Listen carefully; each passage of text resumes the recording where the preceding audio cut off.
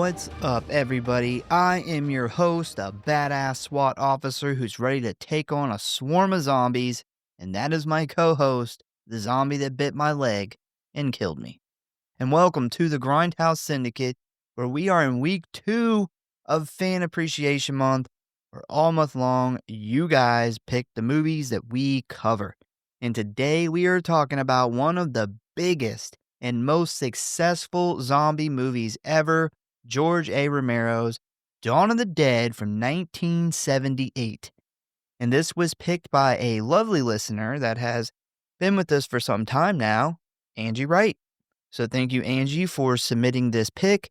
I believe that you said that it was one of your favorite movies, and I hope that you enjoy this episode.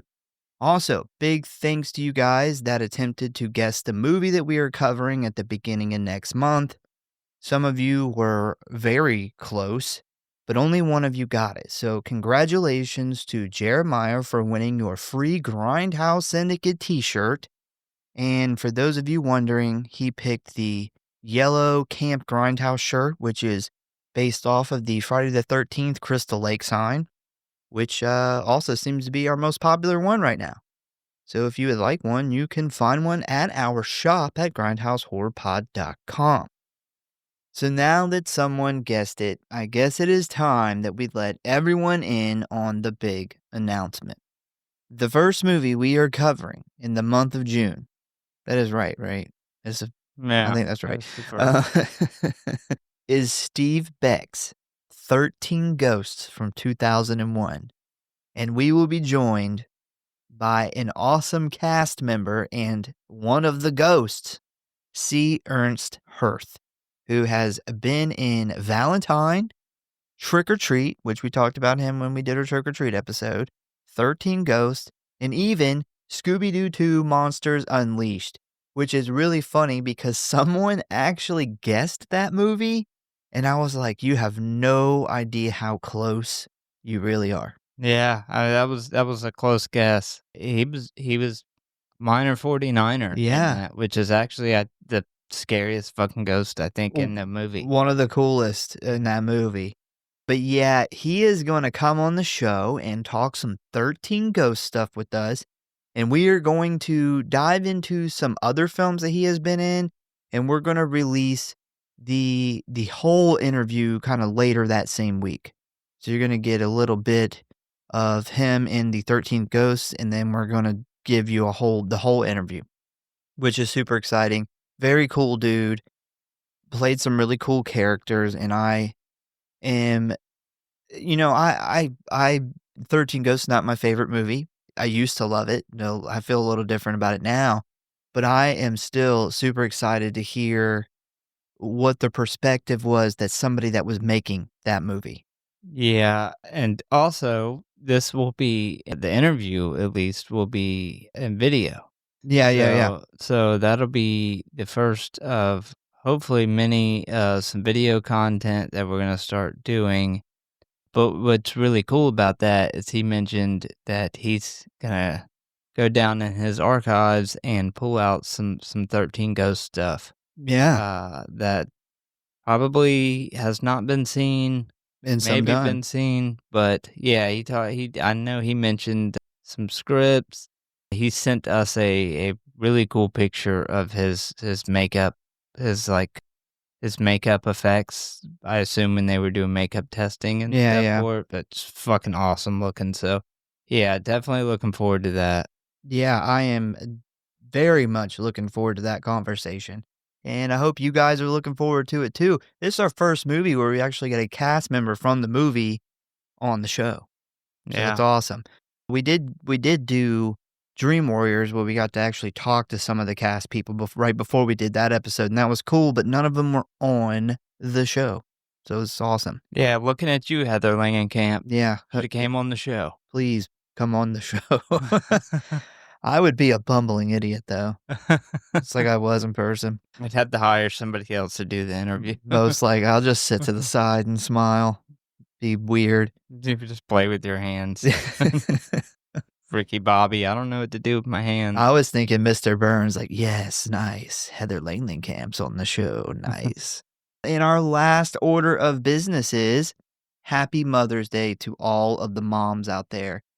I will tell you one thing, this show wouldn't exist without our awesome mom who took us to the video stores to rent horror movies, let us watch R-rated movies like all summer break.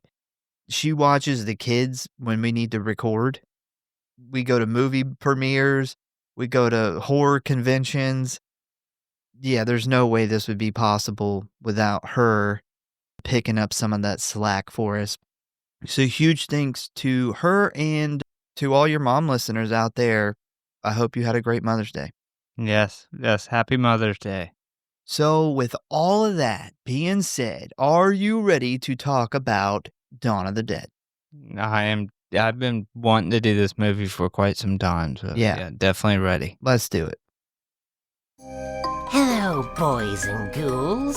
If you want to stay up to date on what's going on with the show, talk about or submit your movie requests, or just say die, then I got good news for you. You can always find us at one of our social media accounts or our official website at Grindhouse.Horror.Pod.com, Facecrook at the Grindhouse Syndicate Horror Podcast, Instascam at grindhousesyndicate.horror.pod, and many gore, which you can always find links for in the show notes as always. And you know what I always say, the morgue, the merrier. So please subscribe or follow for alerts on new episodes. Now, back to the show, kiddies. Frights, camera, action.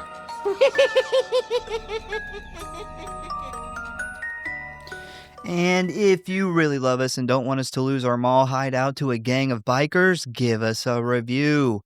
Hopefully you guys don't hear the raging storm that is going on here right now. I keep hearing it come through my headphones. Yeah. It may or may not get edited out. I don't know. But it is raging outside right now. Part of the sound effects. Yeah. All right, so Dawn of the Dead is a 1978 zombie horror film written, directed, and edited by George A. Romero and produced by Richard P. Rubenstein. It is the second film in Romero's series of zombie films, and though it contains no characters or settings from the preceding film, it shows the larger scale effects of a zombie apocalypse on society.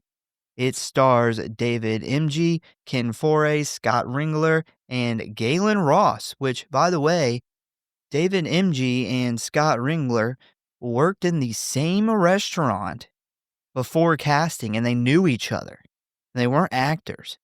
And George Romero and his wife came in to the restaurant, and they asked, like, could we audition for the movie? And he's like, sure. That's weird. That's so weird, though. The guy who plays Roger and the guy who plays Steven actually worked together at a restaurant before this movie.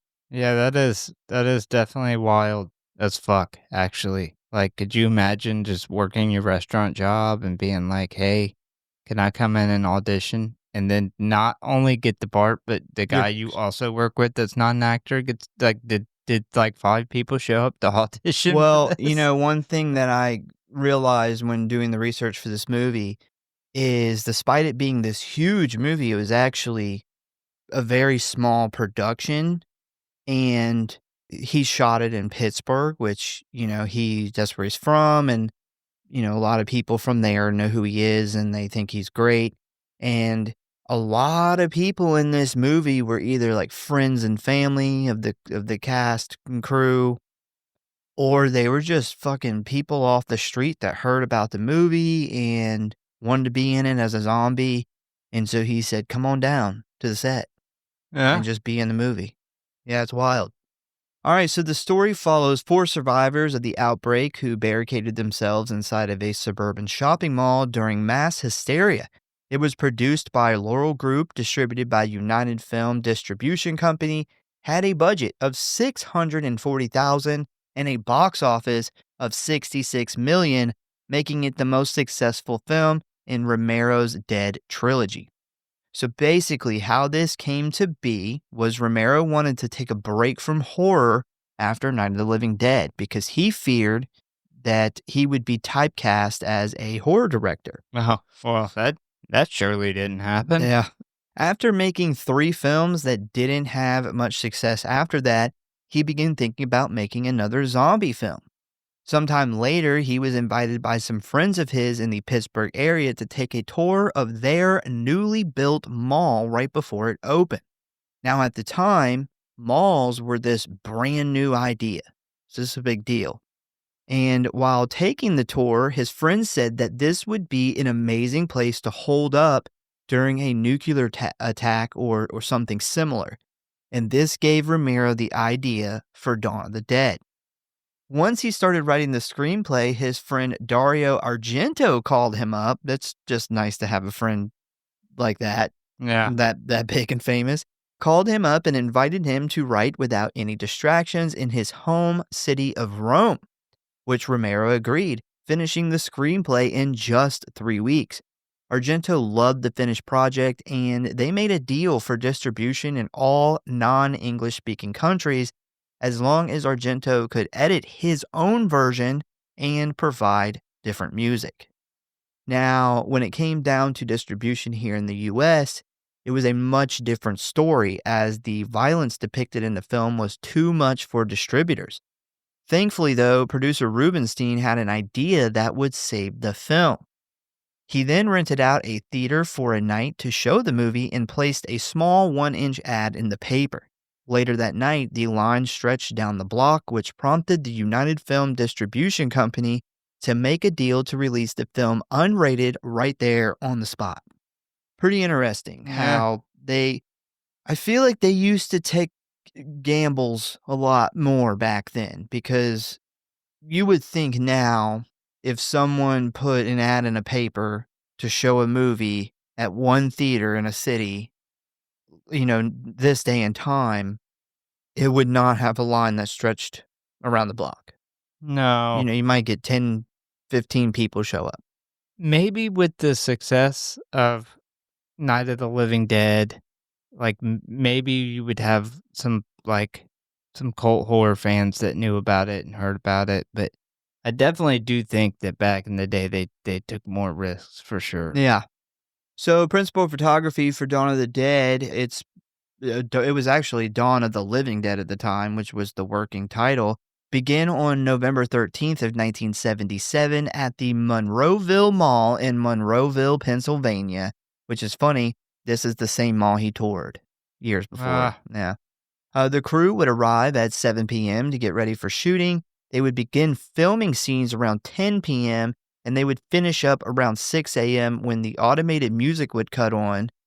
Fun fact, the mall didn't open until 10:30, but they stopped shooting at 6 because no one knew how to turn the automated music off. That's fucking hilarious. It's just wild. It's funny because I was talking to you about this like sometime last week and how lucky we were to get this awesome premise of people holding up during a zombie apocalypse in a mall so early on in zombie movies. And early on in malls. Yeah, I didn't realize that malls were so new then either.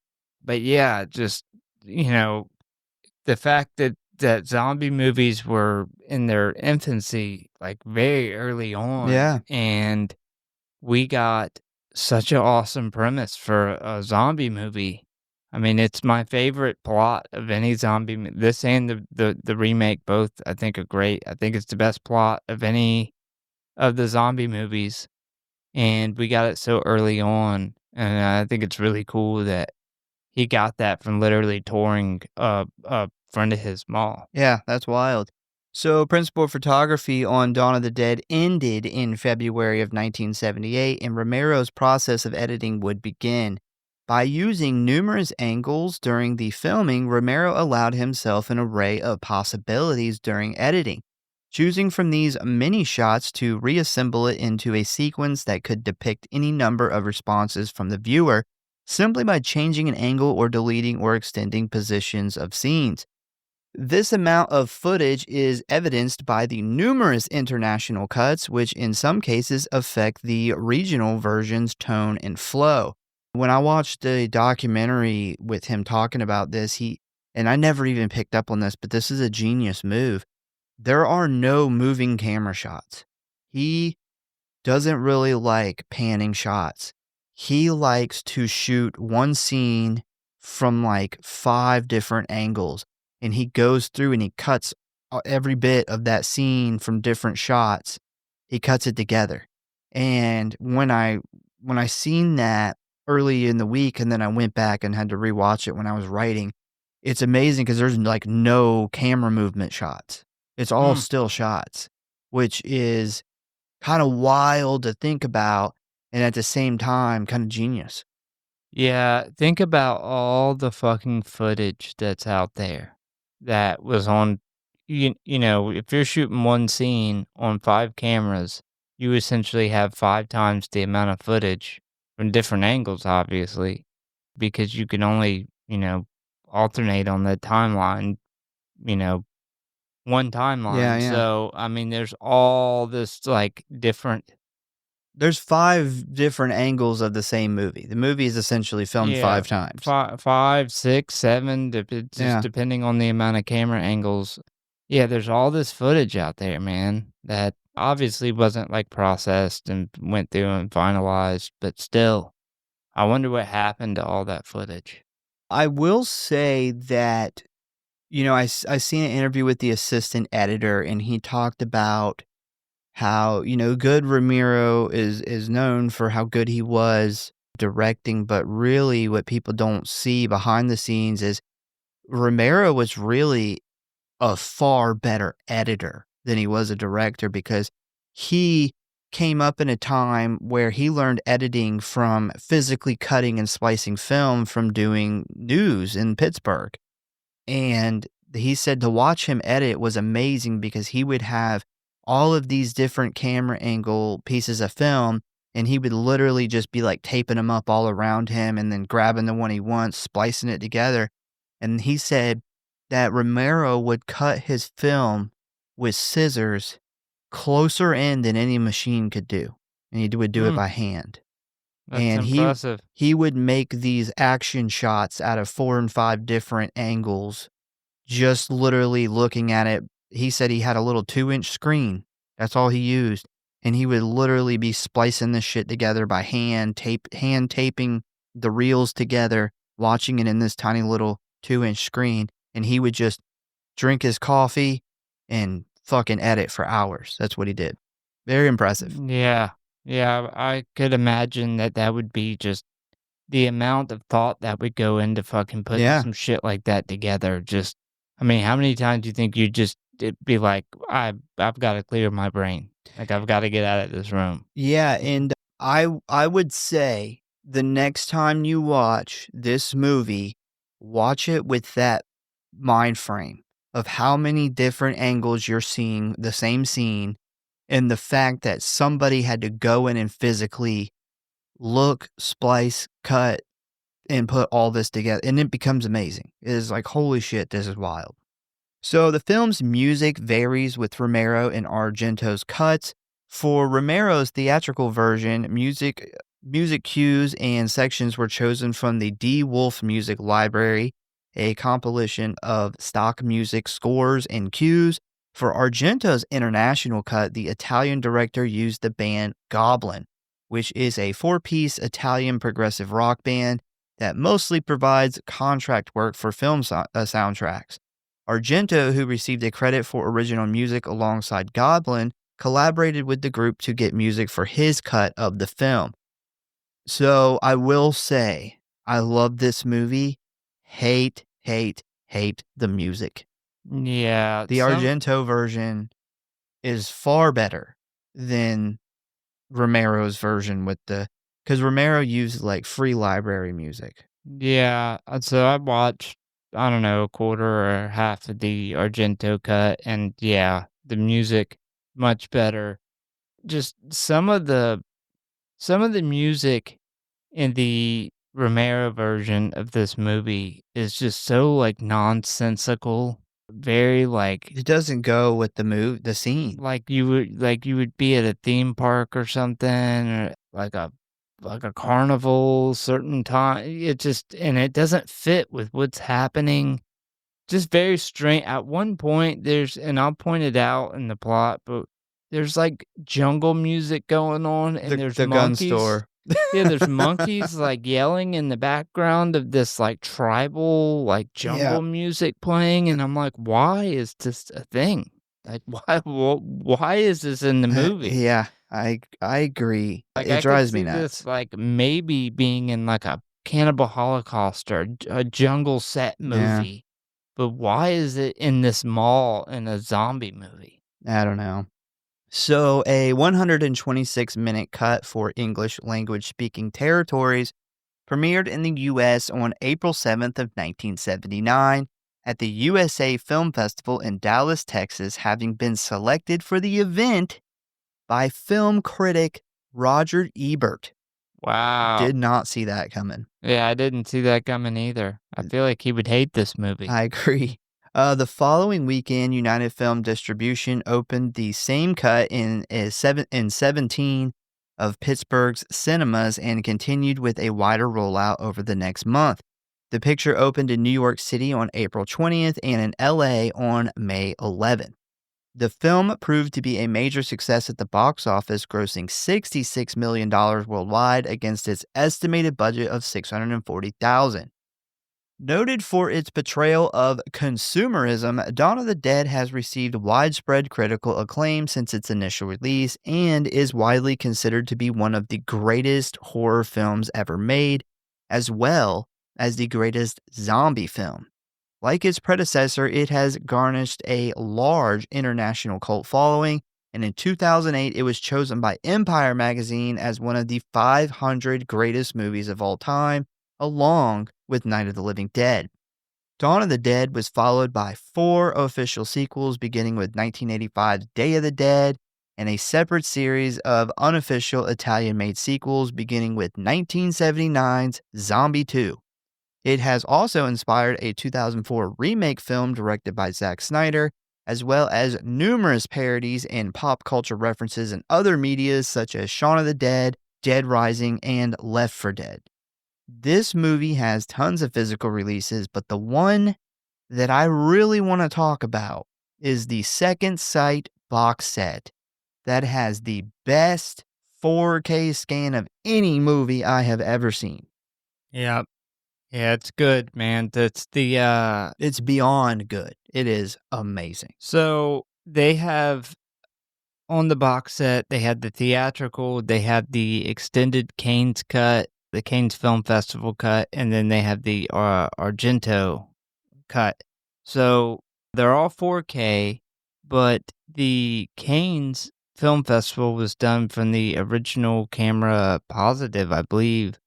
And then the Argento was actually done digitally, and they're both 4K remasters. So I put these on back to back, and the Cannes Film Festival cut is incredible. I mean, even compared to, I had just turned off, like, not the DVD or the like a 2K Blu-ray, anything like that. It was literally a 4K digital scan of the Argento cut, and even compared to that, I mean, it blew that out the water.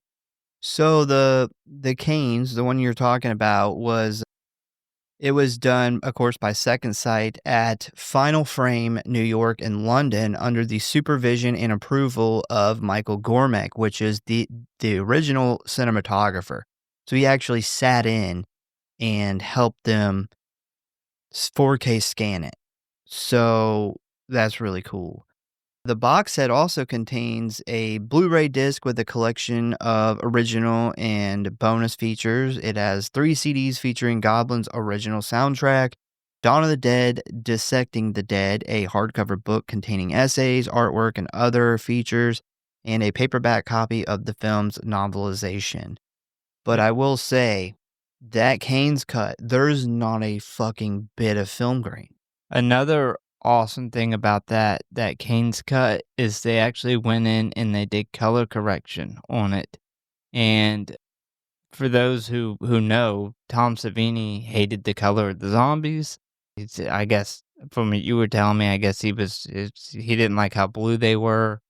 But this movie also, like, the blood looks kind of, like, pink in certain times or, like, so, like, reddish orange, and that's what I noticed the most about the color correction is the blood looked way better.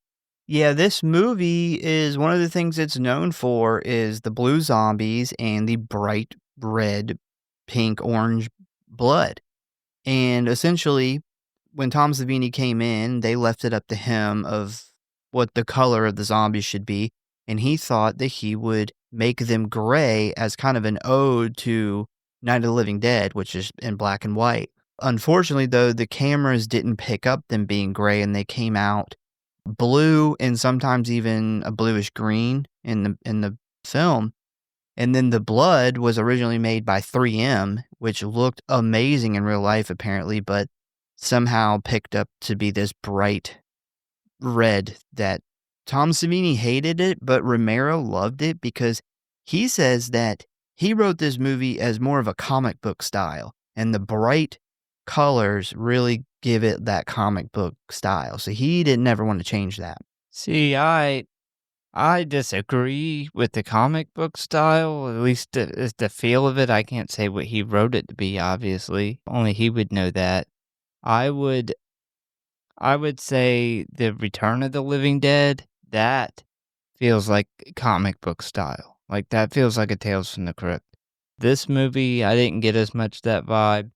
I liked the color correction on the blood a lot more.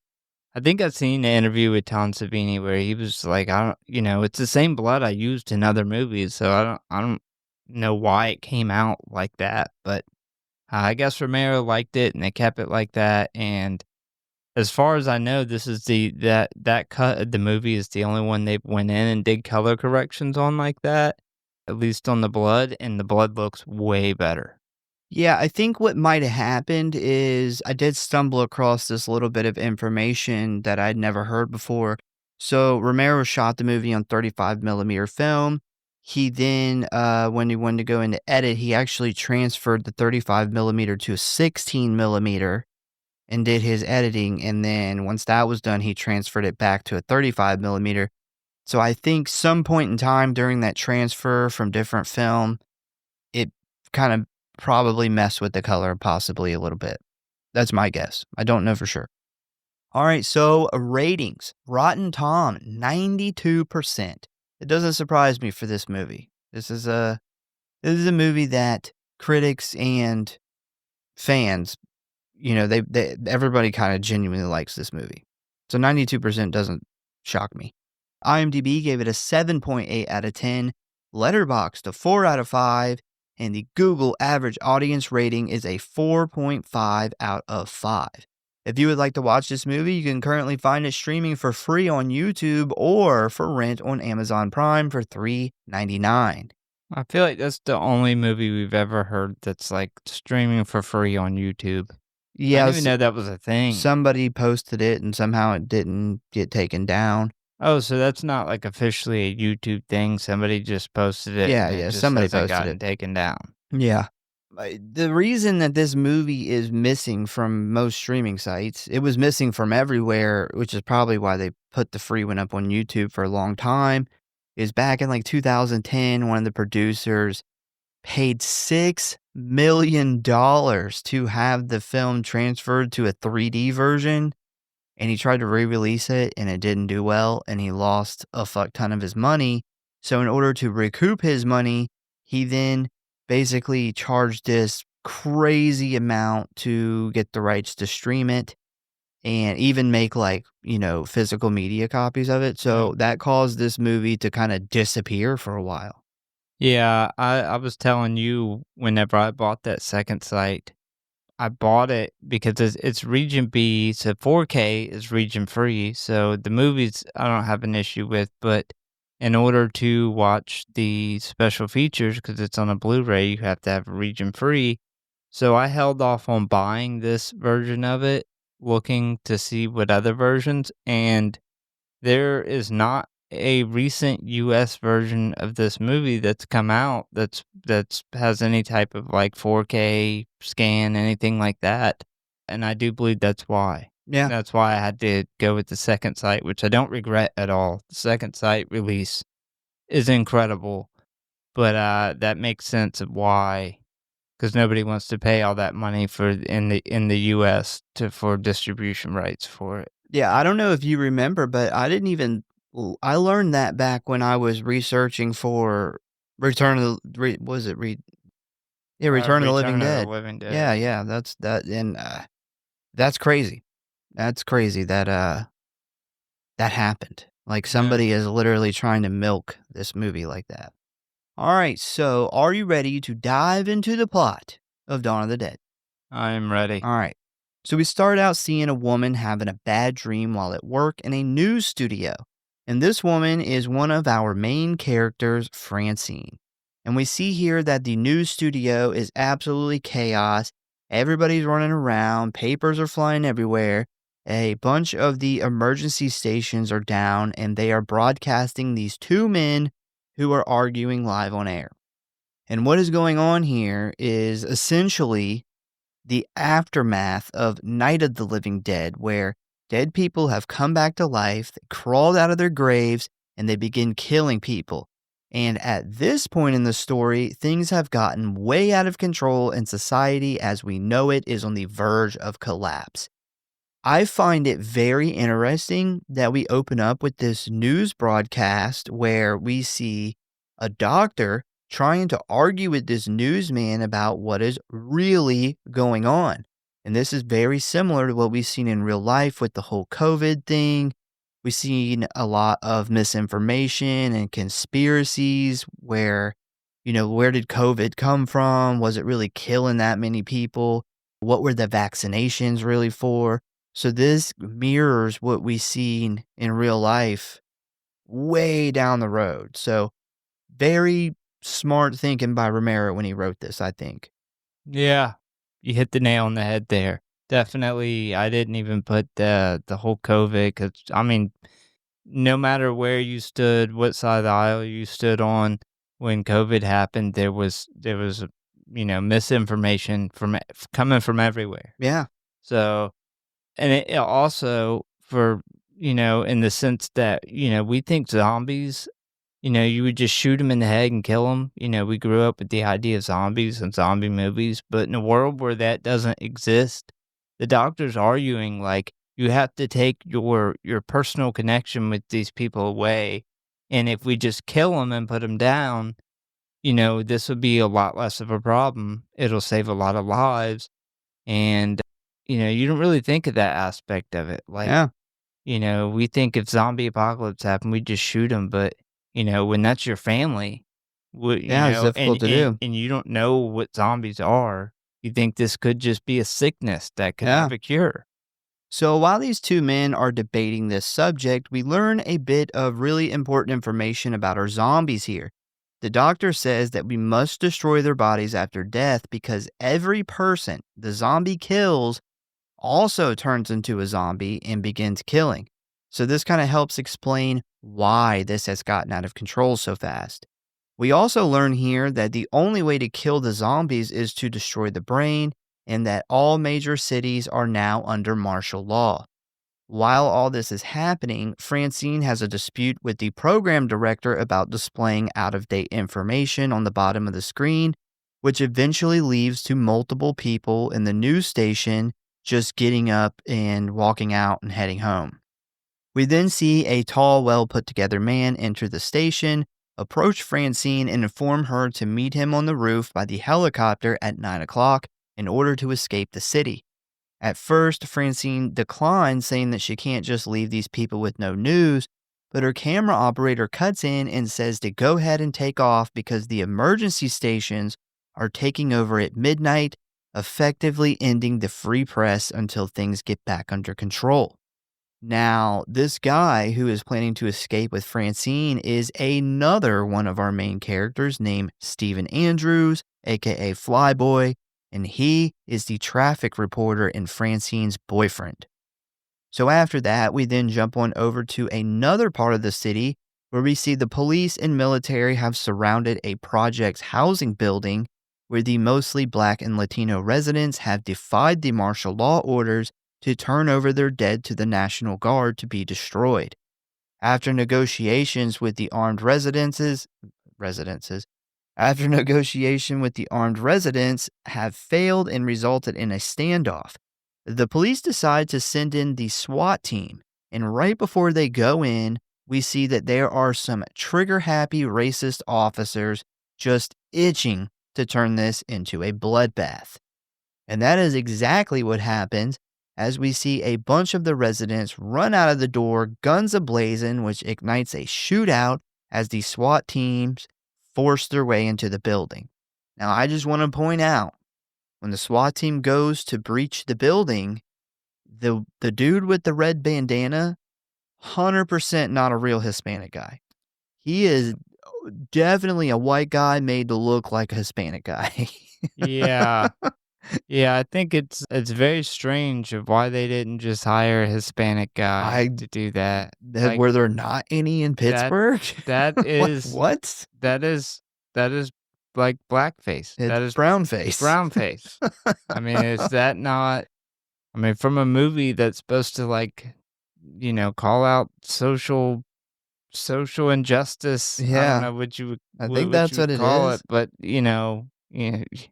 why didn't you just hire a Hispanic? I have never understood. He's obviously a white guy. I mean, it's not even close. When they did casting, are you telling me nobody came for the, like, one white guy showed up to be the Hispanic guy? I guess. So while all this is going on, we meet another main character and one of my personal favorites, Roger. And we see that he is a little different than some of his racist, trigger-happy coworkers, as he goes into this situation not wanting to kill these people unless his life depends on it, even to the point where he tries to kind of help one of them. So while inside, we see this overweight, racist asshole cop, who we're going to call Fat Fuck, just kicking in people's doors and shooting them for absolutely no reason except because he enjoys killing Black and Hispanic people. By the way, we get an amazing head explosion here, very similar to the Maniac head explosion, and I found out it was done the exact same way.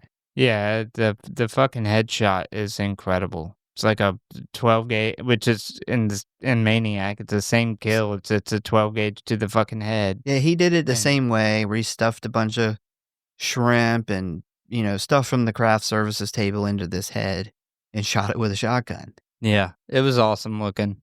I do have a really interesting fact, actually, about this head explosion at the very end of the episode.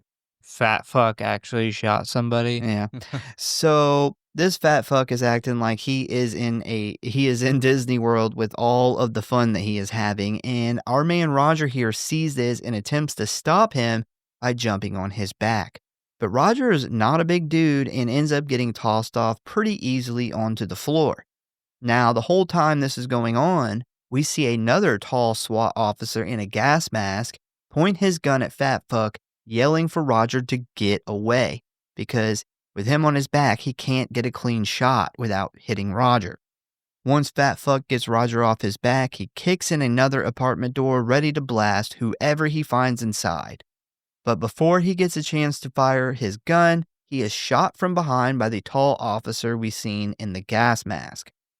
While inside one of the apartments, the officer comes across a one-legged zombie where the youngest of the SWAT teams can't bring himself to kill it. If he has a problem with shooting people, how did he get on the SWAT team? Yeah, they must have been, like, desperate for SWAT members. He was like the janitor, and they were like, put on this SWAT outfit. We got to go to this building. And Maybe half the SWAT did. team ran away. They called martial law, and they're like, literally, we don't have any more SWAT members. Everybody, like, ditched the city, took off. So after finally shooting it, he decides that he can't take it anymore as he places the gun up to his mouth and pulls the trigger. We then get a few more scenes where we see zombies attacking the residents of the building and the police, and it is like pure pandemonium in this place. And at this point, Roger is physically and emotionally exhausted and decides that he needs a break. So he heads down to the basement, which seems empty at first when he quickly discovers that another SWAT officer is down there. And we see that it is the tall black guy who shot Fat Fuck. And his name is Peter, and he is also one of our main characters. For me personally, Peter is my favorite character in this movie. He is kind of like your your badass of the movie, like he doesn't get overwhelmed. He's always calm and cool, and everything he does is just badass. He's just badass.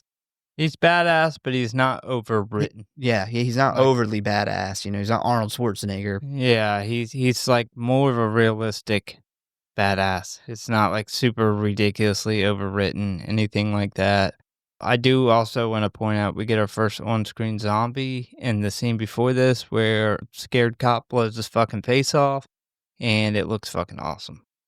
I also want to, since we're talking about Roger, not Roger, which since we're talking about Peter, I love that the friendship that him and Roger develop is I think that is a kind of a pillar of the movie. Yeah. That these guys, because they really pull it off very naturally, and I found out that the two actors really kind of fell into that pattern in real life. And they literally would ride to work together every day. So they became good buddies, and they said that their relationship was extremely similar to the relationship you see then in the movie. Yeah, they definitely have good chemistry, and that I think the four main cast members, they all have really good chemistry, especially considering two of them weren't even actors. Yeah. So Peter immediately recognizes Roger as being in Fat Fuck's squad, but Roger quickly says, "I'm not going to say anything. I didn't see how he died." So pretty much telling Peter, "Hey, I'm not going to tell them that you shot him. Like, it's cool. I didn't like him. You didn't like him. We'll just leave it at that." So after this, Peter lets down his guard and they begin talking, and Roger says that a lot of people are leaving the city and he's thinking about leaving too. Once Peter shows a little bit of interest in this idea, Roger tells him that he has a friend with a helicopter that has invited him to leave town tonight. And before Peter can respond, an old one-legged priest walks in and tells them that many of the people that died in the neighborhood last week are down in this basement. He has already given them their last rites, and the authorities can now do what they please with the bodies. He then goes to leave, but before he does, he turns around and says, "We gotta stop killing each other or we will lose this fight." I just want to know what this priest was doing in this room. Like, He this whole thing is smoked out. Like, I don't even know how you would breathe in there. And like he comes out of the room. I mean, No, so he comes out of a stairwell because they threw one of those smoke canisters down there, and he says he's trying to get to his sister's apartment on the other side of the building. So he's trying, because it's so crazy up there, he's trying to cut through this basement to get to the other side of the building. And that's what he's did. That's why he's crossing through. That's well, why it he's seems like, like just they have this whole conversation after the smoke canister's been going off, and like he walks out. It's like he was like hiding out in there, waiting for them to. he's hiding out there smoking some weed. Yeah, I don't know what I didn't. Yeah, I don't know. And I get he's only got one leg, but I would have shot him. He Damn. walked way too much like a zombie. No, I wouldn't have shot him like on. I would have thought he was a fucking zombie. And the dude comes out the fucking smoke walking like 100% like a zombie. So after this, they end up finding the room where all of these zombies were being kept. And we see that they are all just like sitting there and eating different body parts. And this is where Peter decides that he needs to take care of this himself, because he is obviously like from a neighborhood like this, or maybe even possibly this neighborhood. So Roger recognizes this and holds the other cops back as Peter walks over with a sad look on his face and begins shooting the zombies in the head. And I think the most important thing about this scene is that Roger and Peter, who are obviously from two different backgrounds, immediately, genuinely understand and respect each other. So after that, we jump on over to Steven and Francine, who are gassing up the helicopter while waiting for Roger, when suddenly a cop car pulls up with Roger and Peter. He introduces Peter to the couple and says that he will be going with them, where Steven says that it'll be a little harder on the fuel, but they should be okay. And while loading up the helicopter, we see that there is another group of cops loading up a boat with plans to head to an island to escape the zombies. This is where we get a bit of a funny scene here where that one real goofy cop, he asked them if they have any cigarettes, and they all say no. But as soon as the chopper takes off, they all light up cigarettes. Which is just like in real life. That's so true. That's Uh, totally true in real life. Yeah, it's fucking goofy ass cop, man. Was this guy like cross-eyed? Did he There look was something cross-eyed to weird. you? There's Yeah. something weird with the way he looks. Yeah. So we jump to the next morning where we see that Steven has been flying all night and is starting to get very tired. And while flying over this really small town, they see that the police, National Guard, and civilians are all working together to hunt down and kill these zombies. Honestly, this looks like a pretty good time because they're all down there drinking, smoking, doing target practice, just having some fun. Yeah, I just want to point out, I don't know if you caught it, but Fran says to Peter, she on the helicopter, she says, "You got any brothers? You know, like real brothers?" And I was like, "Damn, No, I come on, didn't. Fran. What the I fuck?" didn't. I didn't. That's funny. So, by the way, this was the real National Guard and the real police force. There was actually an armory close by where they were shooting, and the production manager, which was this tiny little, like 20, 23, 24-year-old woman, she actually just goes to the armory and knocks on the door and asks if they would be interested in coming down and bringing some of their equipment for the movie. And they said sure, because apparently Romero, because he's from Pittsburgh, he is very well known, and pretty much everybody was down to help him. According to the Yeah. police force, the National Guard, everything, they were like, fuck yeah, we'll be there. I feel like there's just no way that would ever happen nowadays. Fuck no, Like, you'd have this to would get have to get approval. approval Yeah. from so many different. It would probably take like 8 months before it got the approvals that it needed to up the chain of command for this to happen. Yeah, I recently was watching because I got a new like Blu-ray Independence Day, and I was watching them making documentary on that. And the government was originally going to loan a bunch of their equipment for the movie Independence Day, but then they got the script and they were like they wanted the Area 51 stuff taken out. And they said, "No, we can't. It's like a major part of the movie." And then the government said, "Well, fuck you then. Do your movie on your own." Yeah. Well, if you don't have anything to hide, why would you want it Yeah. taken out? Yeah. Kind of. So next we see that the helicopter is starting to run low on fuel, and they decide to land at this abandoned airport to gas up. And while Roger pumps the fuel, Steven and Francine decide to go check out the hangars while Peter checks inside of the main office. And of course, they all three run into some zombies. While inside the office, Peter begins to hear one inside of a closet, which prompts him to fire a shot from his rifle, which Steven and Francine hear. And when they go to run up to help, Steven runs right into a zombie, causing them both to fall to the ground. After a bit of wrestling around, Steven is finally able to get to his hammer he was carrying around and bash the zombie's head in. I don't know why Francine did not bother to help him here, but yeah, she just stood there and let him get attacked. Yeah, I don't know either, but I do know that when he gets up and he goes to hit that second zombie with the hammer, it may have been the most pathetic attempt at a fucking hit with anything I've ever seen in my life. So we then jump on over to Roger, who is still filling up the helicopter when suddenly a zombie starts walking towards him. As Roger turns to look and goes to pull his pistol, the zombie climbs up on this wooden crate, which immediately causes the top of his head to get chopped off. So I'm going to explain how they pulled this off. So they placed a 2-inch tall prosthetic onto the top of the actor's head that was wrapped in fishing line and had 2 rubber tubes that came out of the back, and it ran behind his body where it was connected to 2 hand-powered pumps to pump the blood. The two men operating the pumps were hidden behind the rest of the wooden crates, and when they yelled action, a guy took off with the end of the fishing line. He like just took off and ran with it, where it eventually unwound and then ripped the appliance off, signaling to the guys behind the boxes to start pumping the blood. And then the blades went in.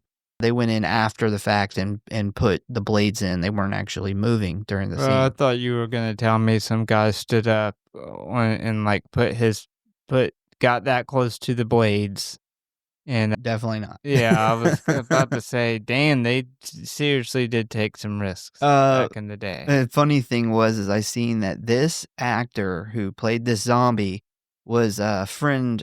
He somehow knew Tom Savini, and Tom Savini handpicked him for the scene because he was known to have an incredibly small forehead.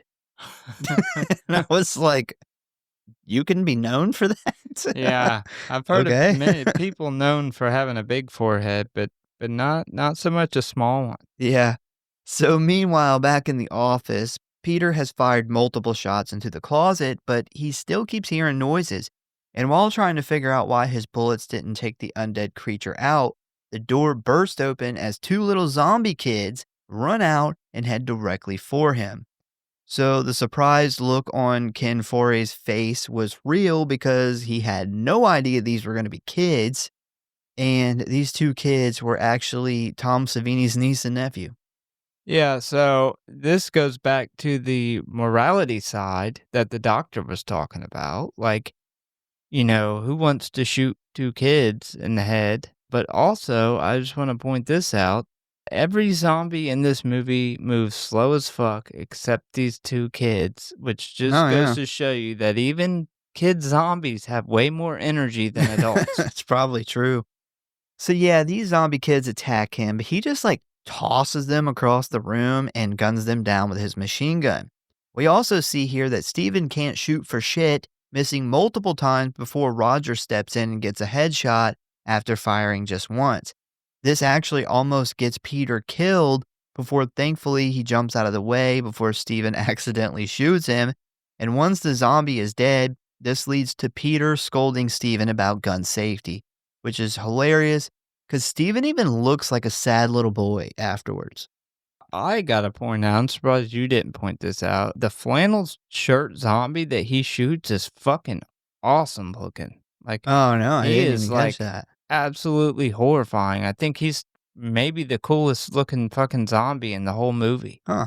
So now that the helicopter is full of gas and everyone has had their fill of zombie attacks, they all load back up and take off again in search of a good place to hide out and catch a little break.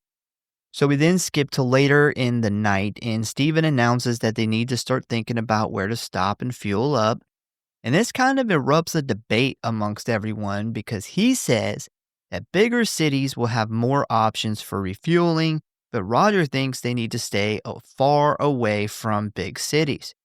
Peter chimes in and says that it really doesn't matter because the zombies aren't the only thing they got to be worried about, and they need to realize that considering they stole this helicopter and him and Roger abandoned their posts, they are technically criminals. After a bit of back and forth, a very irritated Francine jumps in saying they need to find someplace fast, even if it's just for a bit, because they have no food, no water, and no radio to the outside world. Or the fact that Steven needs to sleep. Like, this Yeah. is the only dude who can drive or fly. He's uh, just driving. like, I'm surprised he didn't mention, hey, guys, I gotta fucking go to sleep. Yeah. I can't be flying this helicopter, like, with no sleep ever. We then cut to the morning where we see the gang flying over a large parking lot and building. When we then hear Steven say, "What the hell is that?" And Roger says, "It looks like one of those new shopping malls." This always cracks me up because malls have been around a pretty good bit before we were even born. And to hear someone just be confused by what he is looking at, it's kind of mind blowing. Yeah. What is that giant building full of stores? Yeah. I just never picked up on the fact that the premise of malls themselves was so new Yeah. when this was made.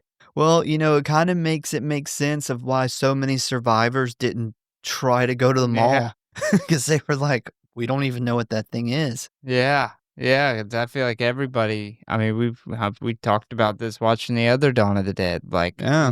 everybody would wanna flock to the mall. Yeah, definitely. It'd have everything you would ever need. Yeah. Now it's like an Amazon warehouse.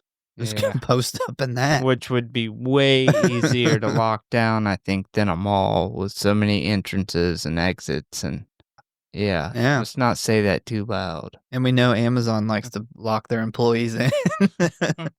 So after flying around a bit and realizing it looks pretty empty, the gang decides to land on the roof and check it out. And if it is clear enough, they will be able to gather some supplies, rest, and figure out where they're going to go next. And after peering down through one of the skylights and seeing minimal zombies on the first floor, they decide that it is safe enough to go in. And as luck would have it, they end up finding an annex in the top of the building. It's pretty much empty except for boxes of civil defense meals and supplies. So they've kind of hit the jackpot here. How lucky. Yeah. So later on, after resting up and eating some good old spam, Peter, who has been pretty quiet, tells Roger that he has been thinking that there is a lot of supplies down there in the mall that they could really use. And the zombies are sparse and spread out. He thinks they can pull it off. And Roger loves this idea because one thing we will come to learn about him, he is a man of action. This guy loves plans and loves close calls. So a now excited Peter and Roger jump up, grab their guns, and prepare to head down into the mall when Francine immediately is like, no, this is crazy. Plus, Steven isn't even awake yet. And they tell her that they're going alone and they hand her a gun, informing her that it is loaded and ready to shoot. So after Peter and Roger then leave the annex, the first place they go is like the main control center of the mall, where they end up finding blueprints telling them where everything is, keys to all the stores, and the controls for all the power and music, which they cut on.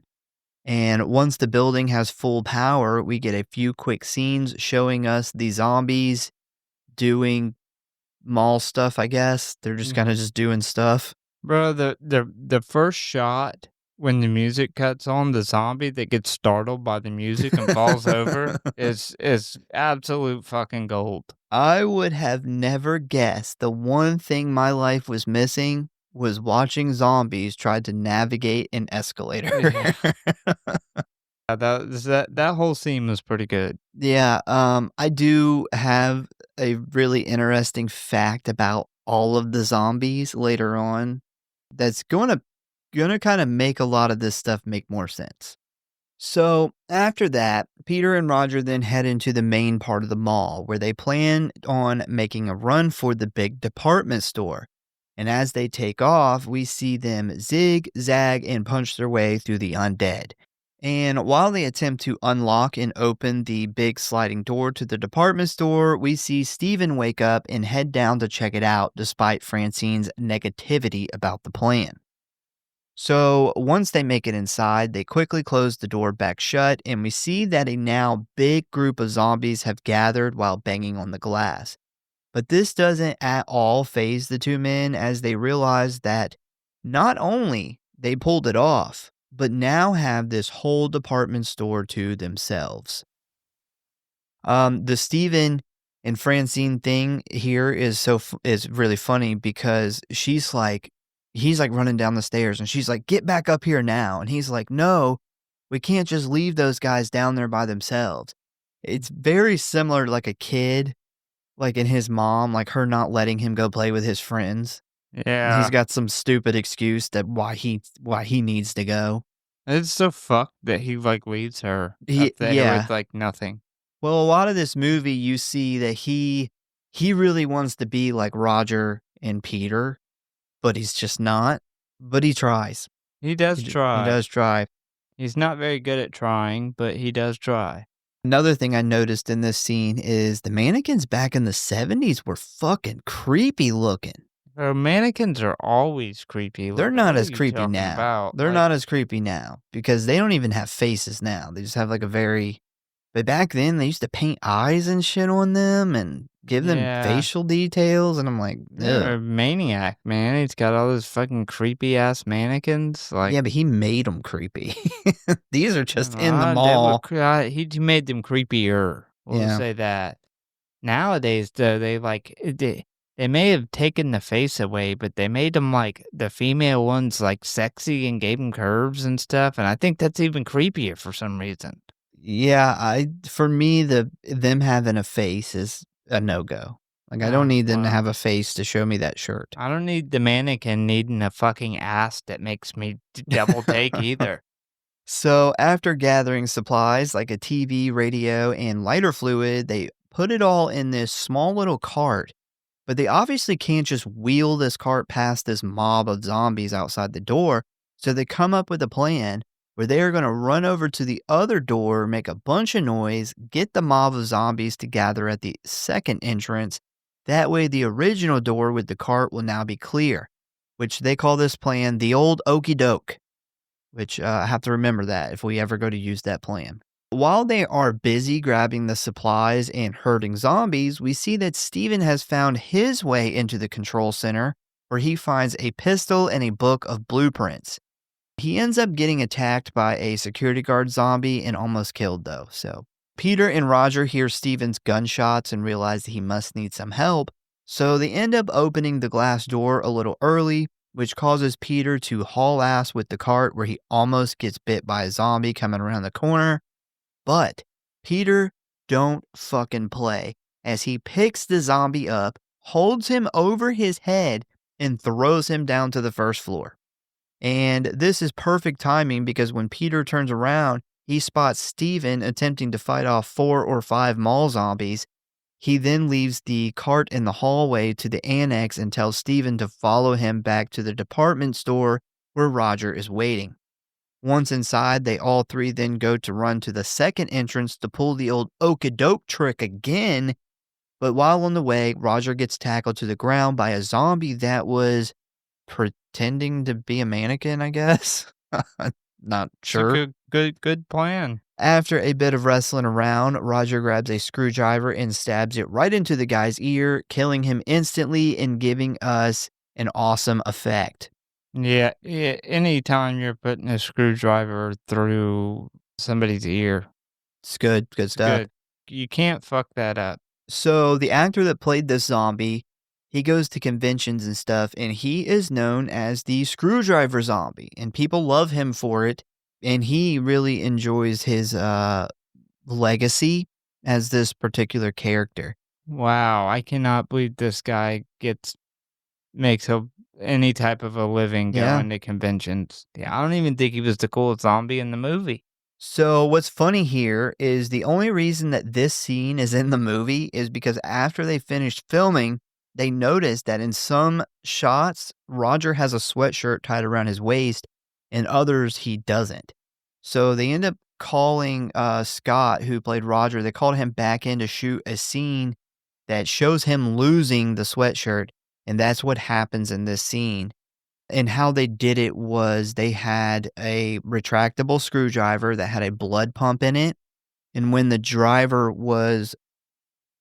was retracted, when they stabbed it in, it actually filled the actor's ear full of fake blood. So just kind of an easy little prop there. Yeah, I'm sure Tom Savini was like, no problem. Yeah, I got this. It's right here. As a matter of fact, I've been carrying around in my pocket all day just in case we needed it. What size screwdriver do you need? So while Peter and Roger and Steven are downstairs trying to create a distraction in order to get back to the annex, Francine is up there all alone. And she stays pretty safe for the most part until this, like, monk zombie finds his way up. I thought it was like a trans zombie. No, he's supposed to be a Hare Kushner, which is like a new age, like, kind of like a boot. Trans? No, it has nothing to do. It's a religion. Is it wearing like woman's clothes? Yeah, that's like the monk outfit, the Hare Krishna outfit. Yeah, it's Ah, very like India. It's like a religion from India. I thought for sure this was just a bald-headed trans. Nope, they didn't have many of them back then. I know. That's Yeah. shedding light on the new trends. Yeah, it drives me nuts. He's got that he's bald, but he has that tiny little micro ponytail. I didn't even notice the Yeah. Oh, ponytail. it's awful. He's got his fucking, tambourine, like, tied to his belt. Yeah, loser. So, back down in the department store, all of the commotion and gunfire has drawn too many zombies for the Okadoke plan to work again, essentially trapping Peter, Roger, and Steven inside. They could try to make a run for it again, but Peter is adamant about not leading the zombies back to their hideout. But not all hope is lost because remember, Steven grabbed that book full of blueprints. And when he starts looking through it, he discovers that there is a small shaft above them that leads around the mall. And they can access this shaft through the elevator. Back in the annex, Francine notices the monk zombie heading her way and attempts to barricade the door with the food boxes. Now, this does slow the zombie down, but thanks to the power of Buddha, he is able to still get through, leaving Francine to try and escape back to the roof.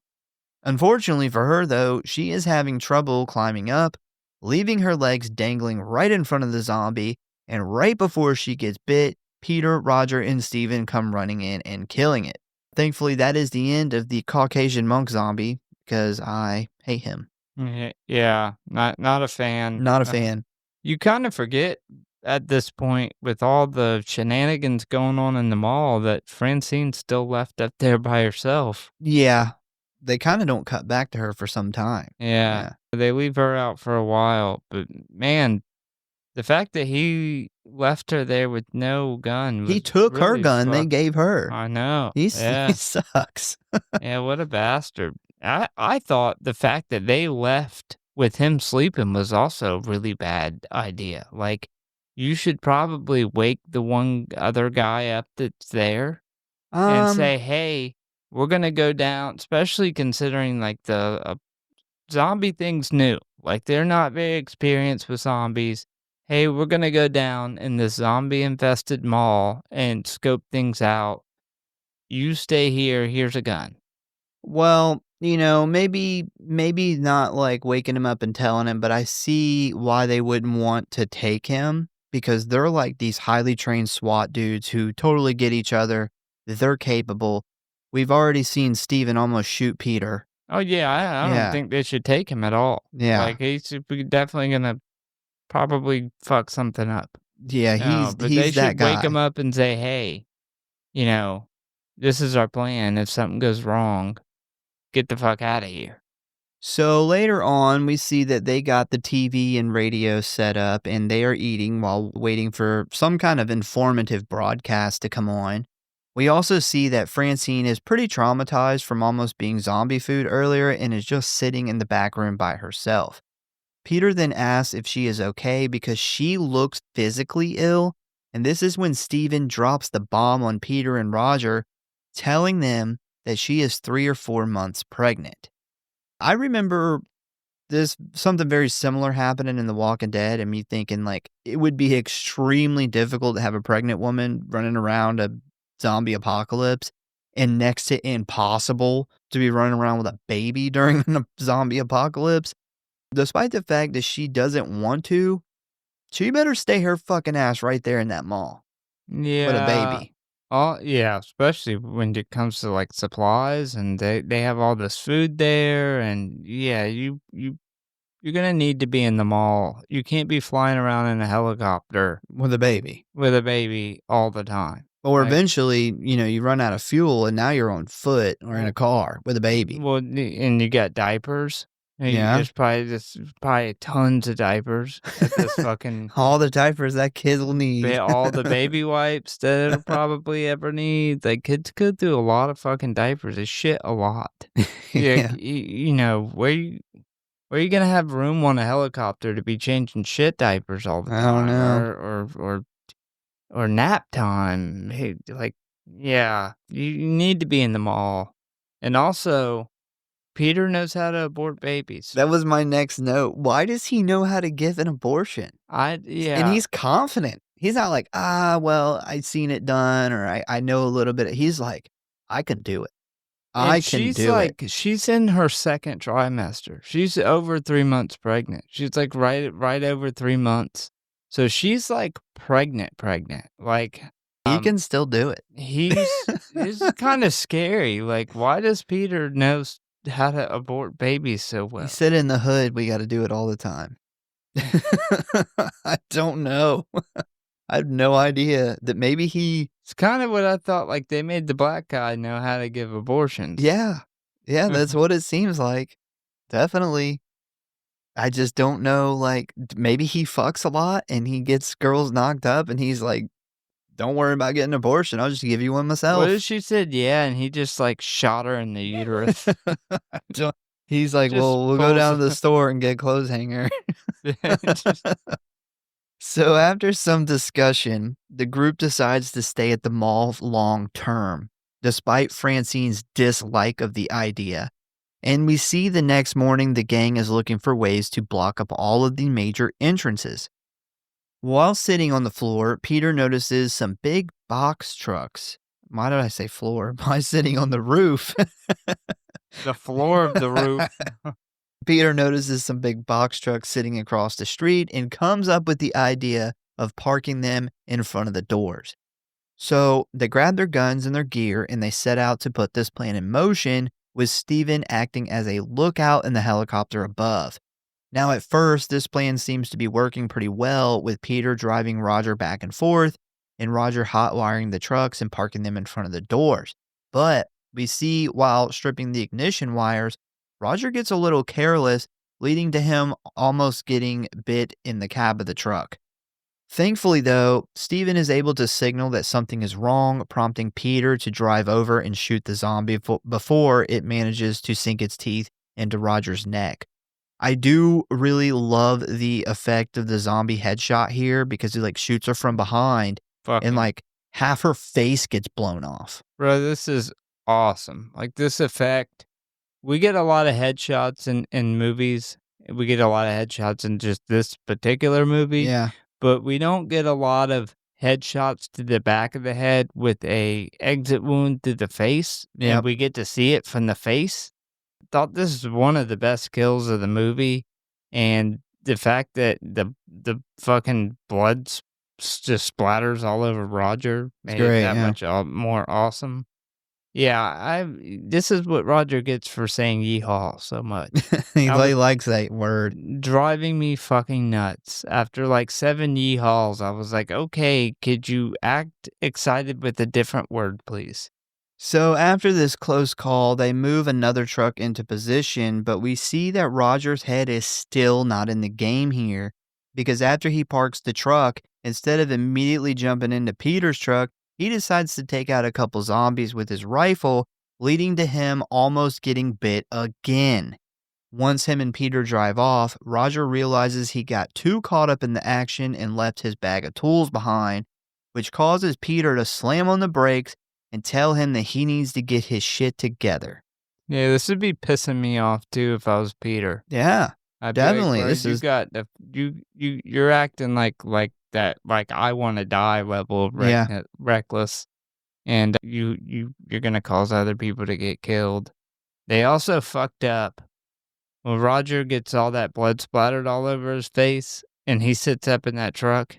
He has no blood on his face anymore. Nope. Should have called him back in, fix that one too. They fucked that one up for sure. I cannot believe that they literally did a reshoot to fix the sweater, which I think you could watch this 10 times and not notice.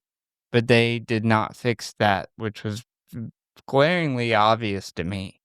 So after Peter tells him that he isn't just playing with his own life, but Peter's as well, and this seems to sink into Roger's head as we immediately see him turn it down a couple notches. They then back the truck up into position in order to grab his tools, but when he attempts to get back in, he gets bit on the arm and the leg by a motherfucking zombie. Once he is safely back in the cab, a now very upset Peter drives off, telling Roger that he is taking him back to the mall to get fixed up. Poor Roger, man. I would have much rather seen Steven get bit here, but I do think that what ends up happening to Roger is a lot more impactful to the story.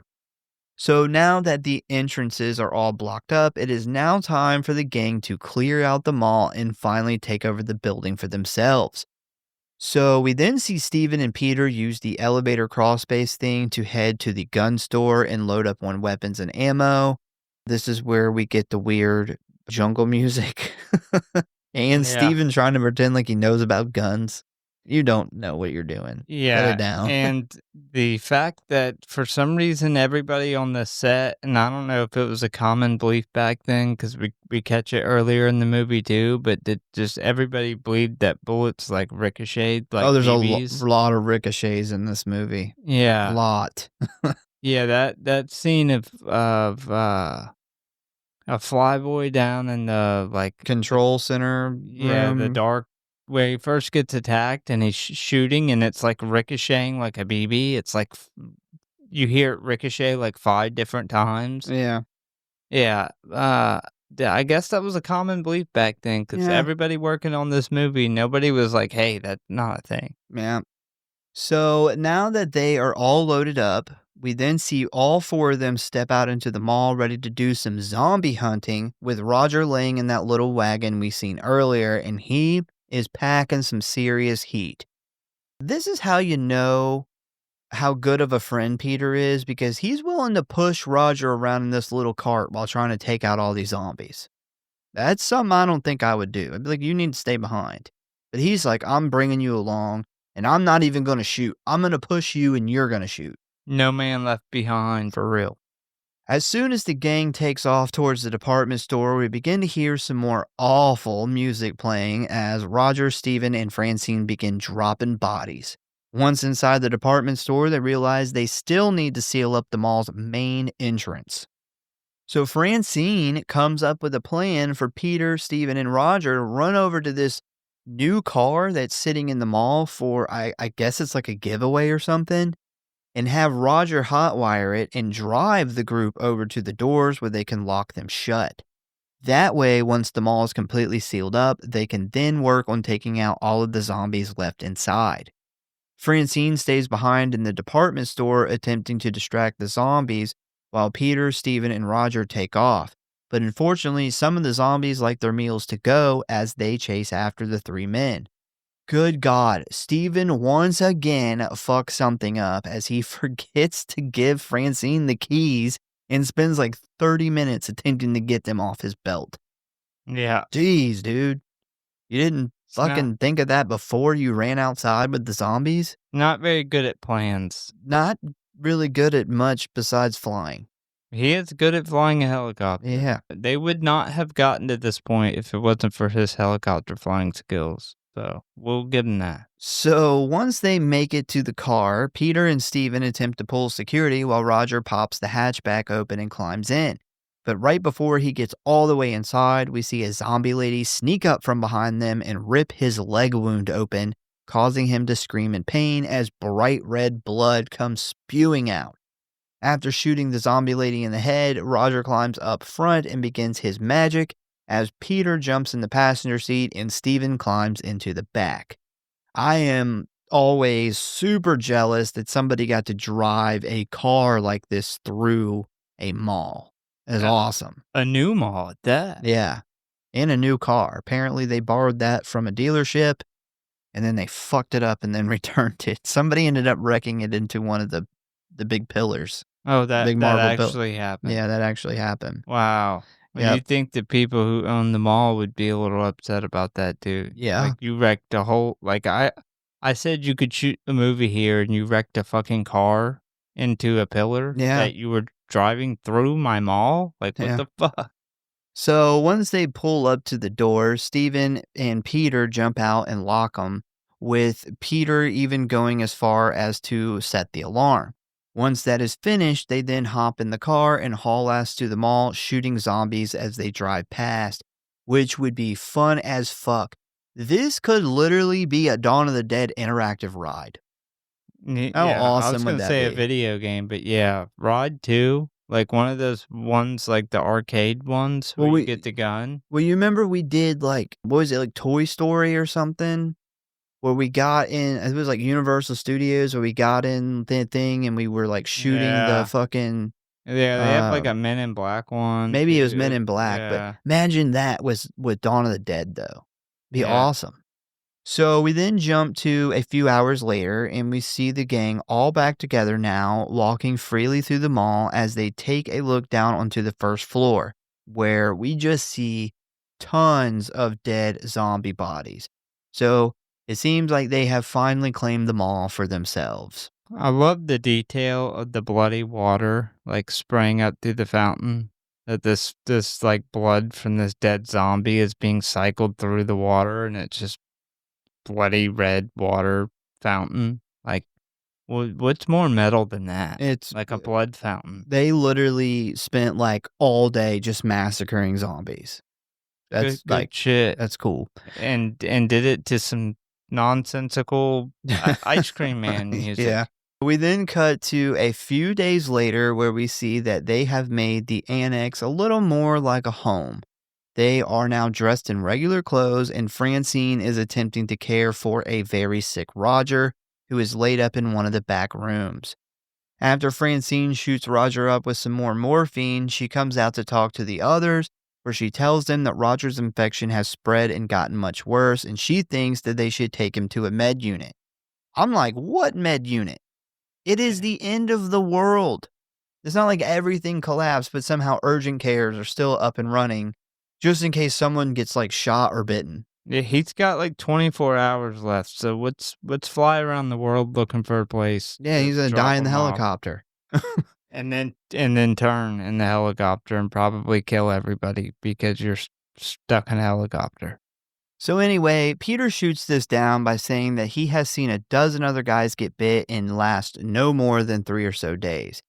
And this part is really sad because Roger is still somehow in pretty good spirits as he yells for Peter, but we see here that he is beginning to become delirious.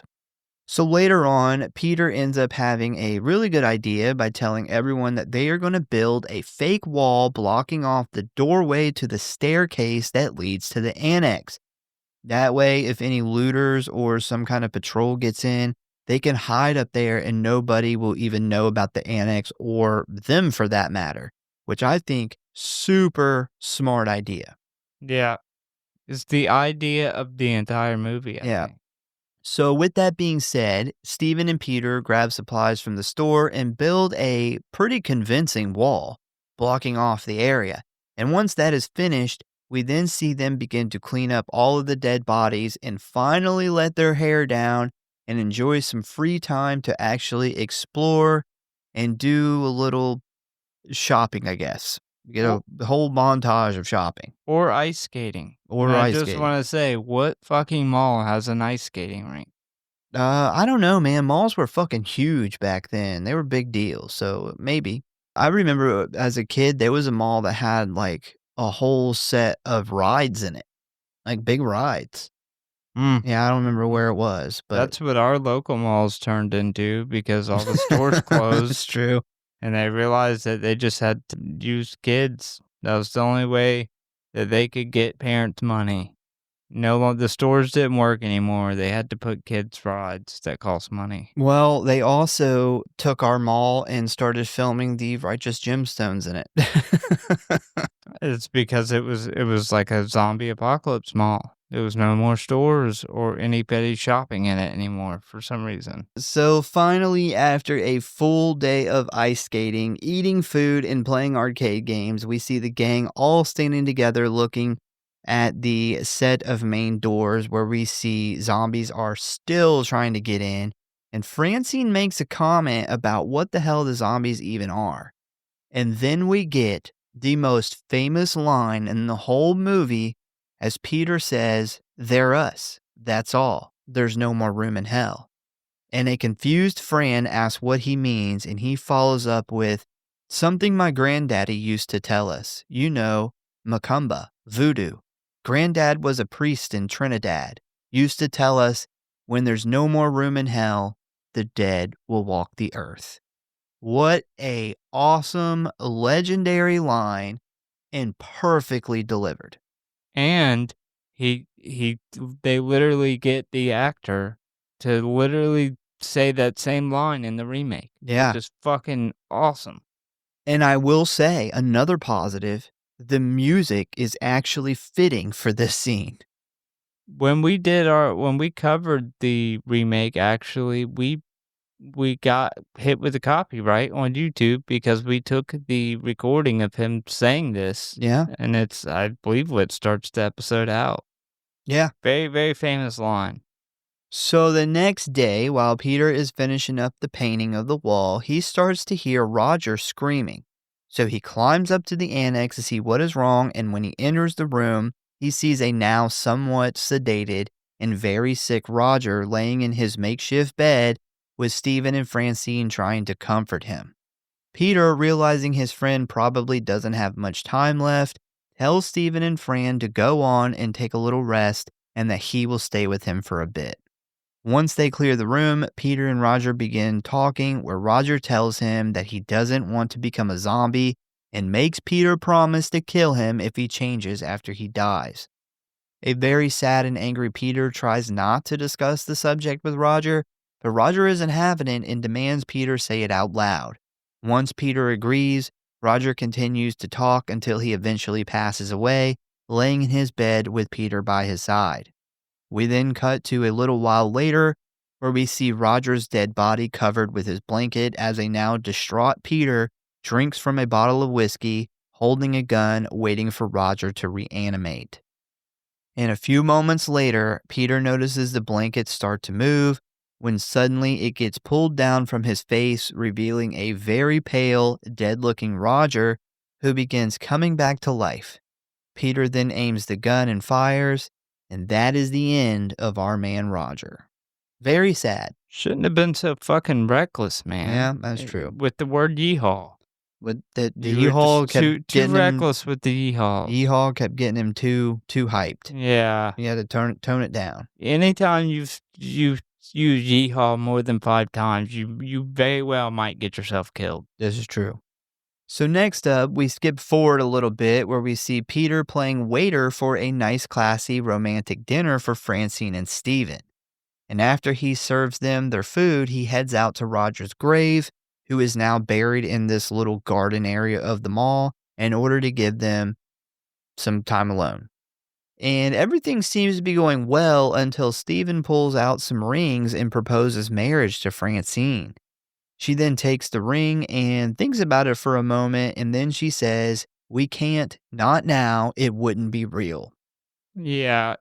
Yeah, it's the end of the world. For all she knows, you may be one of the last men on the planet, and she still doesn't want to marry you. Yeah, That's, I think this is stupid. Like, I don't see anything wrong with getting married without a minister or whatever, well, considering 99% of the world's dead. maybe it was the fact that he has a whole mall at his disposal, and he got her a men's ring. That was very strange. I didn't even think Like, about you have that. the whole mall, and you got a man's ring. Yeah. That's I wouldn't be. Maybe he's like, I "No, I was just showing it to you. This is for Peter. Yeah, but you're gonna propose to Peter. I just wanted to know what you thought." Yeah. Fran is getting quite cynical at this point in the movie. Oh, yeah. So, needless to say, Stephen isn't happy with this answer, but he kind of gives her a look like he understands. But we do see later on, after they have sex, that he is officially a sad boy. So next we jump ahead about a month or two where we see that Francine is quite pregnant now, and the annex has turned into a full-on home with furniture and all. They definitely have them a nice little setup here. Yeah, I think they skipped a little bit more than a month, man. Maybe, I don't know. She was 3 months. She looks like she's about 7, 8 months. Like, she's pregnant as fuck at this point. She's got the pregnant waddle going. Yeah. So now, despite things going pretty well for them in this mall, the outside world itself hasn't been so lucky.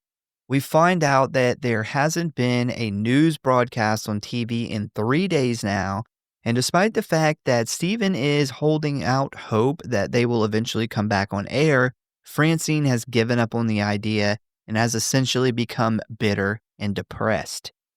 And this leads us to see that Roger's death, the denied marriage proposal, and the realization that the zombies have won has caused some serious tension in Stephen and Francine's relationship. Later on that day, we head on up to the roof where we see Stephen teaching Francine how to fly the helicopter just in case something happens to him and they need to escape, which seems like a great idea. Unfortunately, though, this causes a serious problem for the group as we see two members of a large motorcycle gang watching from afar, and they are planning to raid the mall in order to take it over. And of course, one of these men are played by special effects legend Tom Savini. I don't understand why he didn't teach Peter to fly the helicopter. Should have taught everybody. Her pregnant ass should not be trying to fly a fucking helicopter. Like, she is super pregnant. She should not be, like, legitimately trying to fly this thing. Well, Francine is very much more of a, she doesn't want to be the damsel in distress. She doesn't want to be saved. Yeah, I get that. But, you know, if I'm Steven, I'm like, no, you're fucking pregnant as fuck. You're about to give birth. As soon as you give birth, I'll teach you how to fly a helicopter. But I don't think you need to be crashing this thing or even landing it too hard. Peter's like, that's the secret to the abortion. You got to put the helicopter down too hard. Maybe that's what Peter told him. That's what we did. That's what we did in my neighborhood. Just put him on a helicopter and let him crash it. So the two men then head back to their van and attempt to radio the survivors in the mall, pretending like they are a small group stranded amongst the zombies and they need help. While hanging out in the annex, Peter, Stephen, and Francine hear the radio and immediately know that this group is up to no good and decide not to respond. After they get no answer, the motorcycle gang then drops the nice guy act, and before they cut out, they tell the group that they just fucked up real bad. And our group here quickly realizes that they are about to have to defend their sanctuary and risk losing everything they have worked for. So this was a real motorcycle gang called the Pagans. They showed up on set with their bikes ready to film, which took about 2 days. And according to all of the cast and crew, they were super nice and great to work with. But because the bikers weren't actors, they needed some people that could act, but also look like the bikers. And Tom Savini said, well, hey, what about us special effects guys? And they got the job. Well, for anybody who knows about Tom Savini or has listened to us cover movies like The Burning, Tom Savini does everything. He does. Like, I'm sure as soon as they were like, who are we going to get to play? That's probably all they got out of their mouth. And Tom Savini's like, me, I'll do it. I'll act in it. A lot of people on the crew said that Tom Savini every single day amped up the whole crew. Like, he would show up on set and be like, I don't care how long this takes, what we got to do, what you need me to do. I'm here to do everything. I'm surprised Tom Savini didn't try to play all the bikers. It's like, I'll be the whole biker gang at once. So he does the majority of stunts in the whole movie. And there's actually a scene where the motorcycle, like a motorcycle guy, rams his bike through a storefront. That was Tom Savini. And he said that he didn't think the floor was even when they built the glass, and the glass was ended up being too thick. So he said when he hit, it was like hitting a brick wall. And you can actually see in the movie, like, he hits this glass and it immediately throws him back off the bike. And he was like, yeah, it fucked me up. And then there's a scene where he falls off of the second story onto the first. And he really did that. But at one point in time, he missed the mattresses boxes and landed on his heels and ended up having to ride around in a golf cart for 2 days because he couldn't walk. Dude is fucking badass, man. Another interesting thing here is apparently while filming the raid of the mall, they didn't give really much direction. They pretty much let the motorcycle gang do whatever a real motorcycle gang would do in this situation. And it was like pure pandemonium on set. And according to the crew, the motorcycles were extremely loud inside the mall because the mall is like marble. It's just echoing everywhere. Could only imagine. That would be super fucking loud. like multiple motorcycle, like one motorcycle's loud enough. Yeah. You put it indoors and then put like 10 of them in there at a time. That would be ridiculously loud. So we then fast forward to nighttime where we see the bikers load up on guns and start heading for the mall.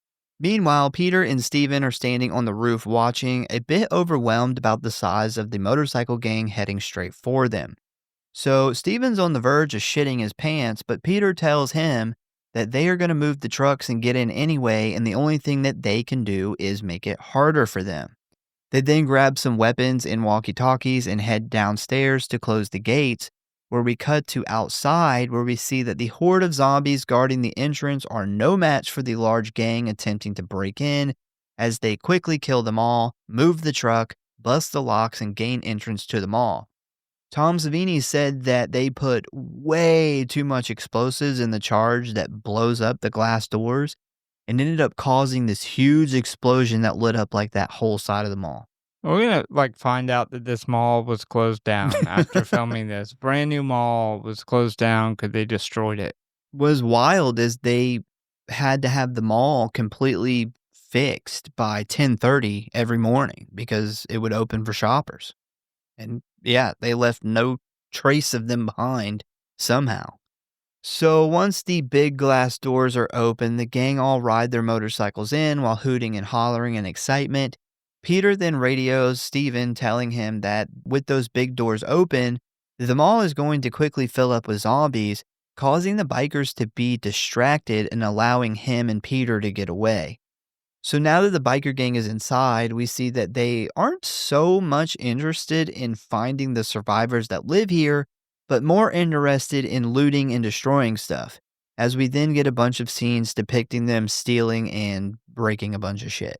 Thought it was interesting that Peter refers to them as zombies when he mentions the mall filling up with zombies. Like Well, they mention the word zombie is actually in the original Night of the Living Dead. The guy on the radio actually says it. So it's like, yeah, but has this been like spread through the news or something? I mean, I don't know, maybe it was on the news. Yeah. And this is where we get my least favorite scene in the whole movie. I actually hate it. But we see that the mall is now not only full of bikers, but also full of zombies. And the bikers decide that it would be hilarious to throw a bunch of pies in the faces of the Walking Dead. Yeah, didn't get that. It's dumb. The music is horrible. If you like it, cool. It's just not for me. And apparently, Romero's wife thought it was super dumb too. It just isn't. It doesn't fit the movie. Like it's not fitting. It just doesn't feel like it fits. So it doesn't, because originally this scene was not in the script. I feel like Argento's cut does not have the pies in the face. I could be wrong. I'd have to go back and watch the rest of Argento's cut, but yeah, it wasn't originally supposed to be in the movie. And when the motorcycle gang came, the cast and the crew, they were having so much fun on set that somebody mentioned how funny it would be to throw pies in the zombies' faces. And Romero was like, fuck it, let's do it. I feel like Dario Argento was literally editing his cut and was like, no, we're not doing that. Whose idea was that? So apparently Steven hates this as much as I do, because we see him watching this from the garden and he looks pissed. Peter attempts to radio him, but he doesn't respond and instead takes up a shooting position, aiming his gun, saying, "It's ours, we took it," before firing his gun and shooting at the biker gang. How old were these pies, too? Like, I mean, they've been there for months now. Like, why is there still nice, fresh pies posted? I don't know. Movie it's just pies. A stupid fucking scene. So this quickly erupts into a bit of a shootout as the bikers take defensive positions in order to fire back. Peter sees this and realizes that Steven has gone off of the rails and continues to radio him to tell him to stop before he gets himself killed. I don't know what the fuck is up with this guy who's trying to check his blood pressure in the middle of a shootout and a zombie invasion. Oh man. Doesn't want to have a heart attack. I do love the Tom Savini machete to the head effect though. It looks really good. And I'm also surprised Savini was riding bitch on the back of that bike. I just don't see him. They couldn't get anybody to do it, and he's like, I'll fucking do I'll it. do I'll it. do anything." So the zombie, the machete to the head zombie. So this zombie was actually one of the production assistants, and he really wanted to be in the movie because most of the other crew had been in the movie. So what they did was they put the prop machete in his head, and they filmed Savini pulling it out, and they just reversed the footage Yeah, just like and that. it looks really good. Yeah, it looks great. There's also a really cool, like, sawing off of a zombie's head with the machete in this, like, right after this too, which was also looked really good. A lot of awesome zombie kills here. So now that Steven has started this shootout, he quickly realizes that he is definitely outgunned as he takes off into the department store with a crowd of bikers chasing behind him. Thankfully for him, though, once inside, the bikers get easily distracted by more stuff to destroy and loot. There is a quick shot here where a couple of bikers are running off with TVs and radios, and one guy carrying a female mannequin. Yeah, this is like an episode of South Park, like when the bikers are in South Park. Oh, yeah. So, Steven, now definitely shitting his pants, decides that he needs to escape and bail on this shit show, despite the fact that he started it. So, he runs for the elevator because remember, they have like the secret hatch with the crawl space. Meanwhile, out in the mall, the bikers have spotted Peter and begun a shootout with him. But Peter's a badass that has a lot of training, and he does a pretty good job of taking out many of them. Savini spots him up on the second floor and begins chasing after him, and right as they are close to a showdown, the lights cut off. Can you imagine being in a room full of hundreds of zombies and the lights go out? That's terrifying. Yeah. Yeah, that would Yeah. not only are you, like, in a battle between another group shooting it out, and then you have all these zombies, and then the lights go out. Yeah. That's terrifying, man. Like, I would be like, oh no. So, despite the lights, Peter does make it to their escape hatch, managing to climb up before Savini gets him with a sword. Now, considering the electricity going off helped Peter escape, it did the opposite for Steven, who is now trapped in this dark elevator. He does end up climbing on top of it, but before he can get into the crawl space, Peter cuts the electricity back on, causing the elevator to power back up and head back down to the first floor, essentially trapping Steven until it goes back up. While hiding up there, two unsuspecting bikers enter the elevator and end up shooting Steven in the arm before running off.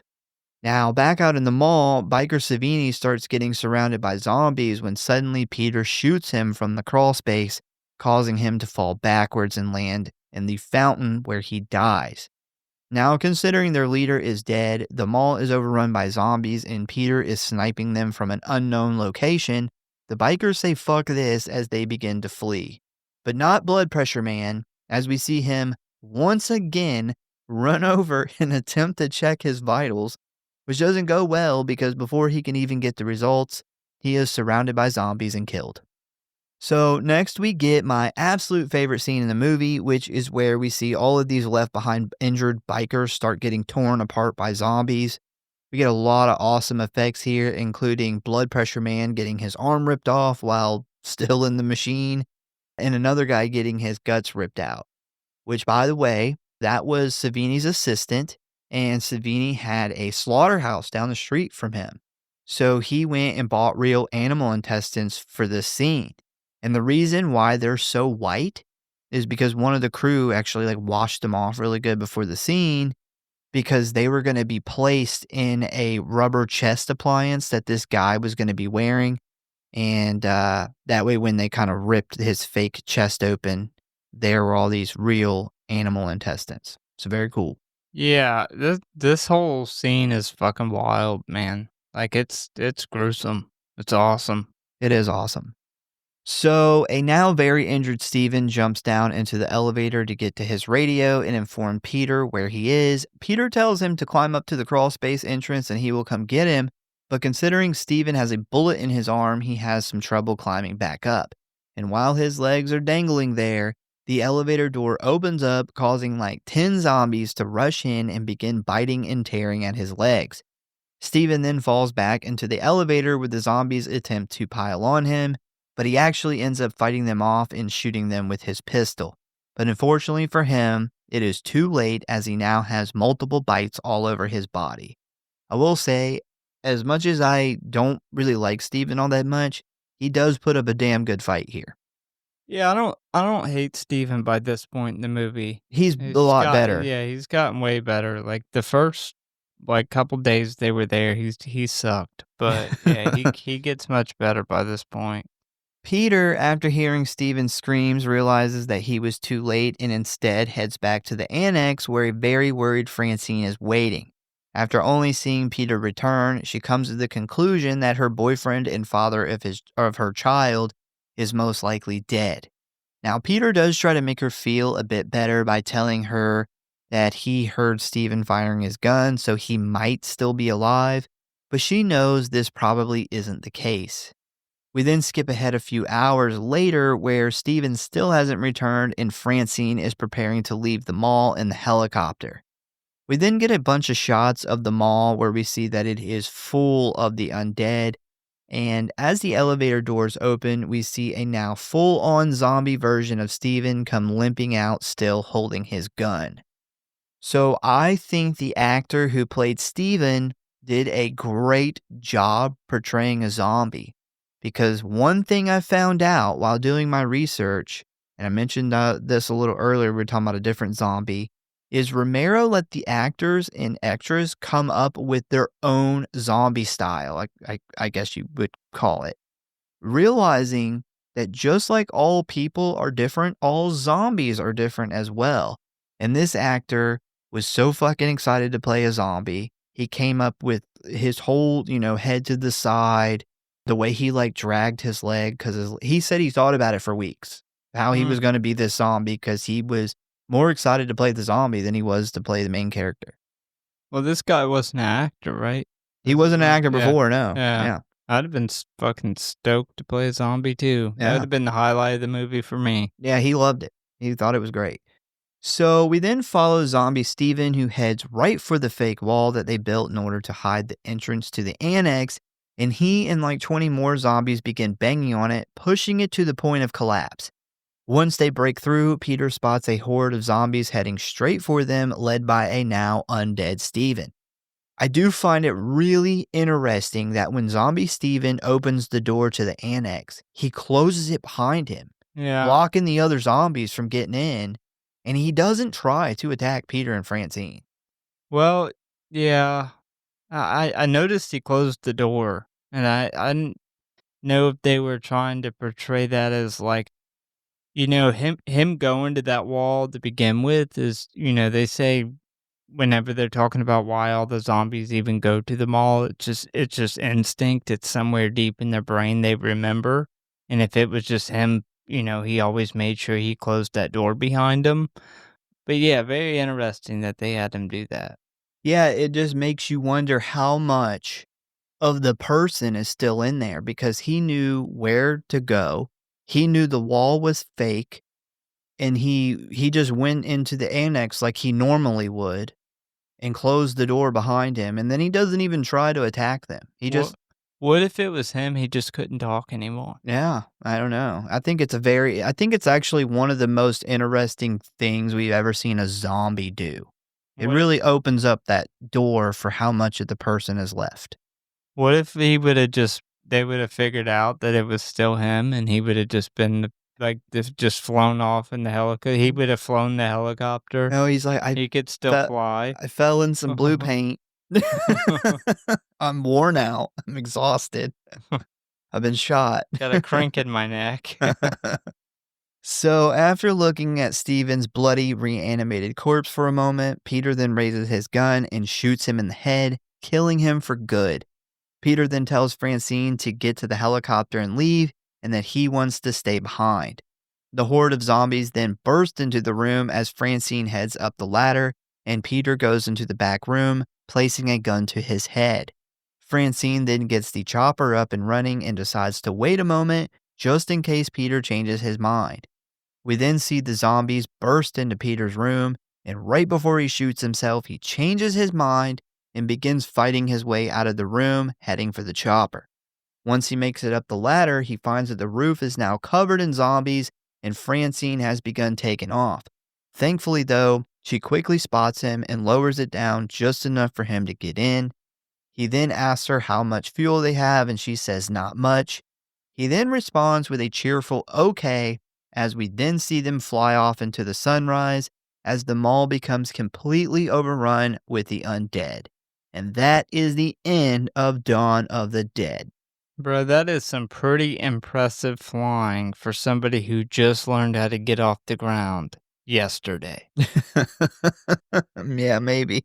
Like they literally, the bikers literally attacked the next They see day. her learning. Yeah, they Yeah. do. So she just figured out how to like get it up and down, and it's like a perfect like turn and fly away. She's a natural. It's like I have nothing to lose at this point. All right, so extras who appeared in this film were reportedly given $1 in cash, a donut, and a Dawn of the Dead t-shirt. I'd take it. I'd do it for that. Well, apparently it got around town that they were taking anybody for zombie extras. They typically did like 300 a day or something. And people they didn't care about getting paid. They just want to be in it. And then it started this trend where if you were a zombie in this movie, you wouldn't let them take the makeup off. You wanted to wear the makeup and you would go to different stores and everyone around town would know like, oh, he was just an extra in the movie. And it became this huge thing that everyone wanted to do in the fucking city of Pittsburgh was be in this movie, which is super cool. That is cool. So zombie actors took photographs of themselves dressed up in full zombie makeup inside of a photo booth on the second floor of the mall. They then replaced the sample pictures on the front of the booth with the zombie ones, which I thought was funny. The living quarters where the four heroes shacked up wasn't located in the mall. It was actually a set built at George A. Romero's then production company located in Pittsburgh. The elevator shaft was also a set built at the same place. All right, so in the original scripted ending, Peter was supposed to shoot himself in the head while Fran commits suicide by sticking her head up into the blades of the helicopter. Wow. Yes, this was the planned ending for the whole entire movie up until right before they filmed the very end. I could see Peter shooting himself, but like super pregnant, about to give birth, Fran climbing up there and decapitating herself seems really grim. Yeah, and that, like I said, didn't change till the very ending of production. Now, you remember I talked about the exploding head zombie in the apartment, that I had something cool? Well, here it is. So she was supposed to kill herself. They were both going to kill themselves, but Romero had fallen in love with the characters over the course of the movie and felt that after the horrors that they had endured, this conclusion would be too depressing. He also realized that they made the film too much like a comic book and had too much comedy in it to have it end this horrifically. Although this ending was never filmed, Galen Ross had already had her head molded for Fran's death scene. And Savini did not want to see this go to waste, so he dressed it up as a bearded black man, and that is the head that you see blown off by a shotgun at the beginning of the film. That's hilarious. It makes me want to go back and watch that scene and pause it. And because it should Fran look like her with a beard and an afro. and blackface. Yes.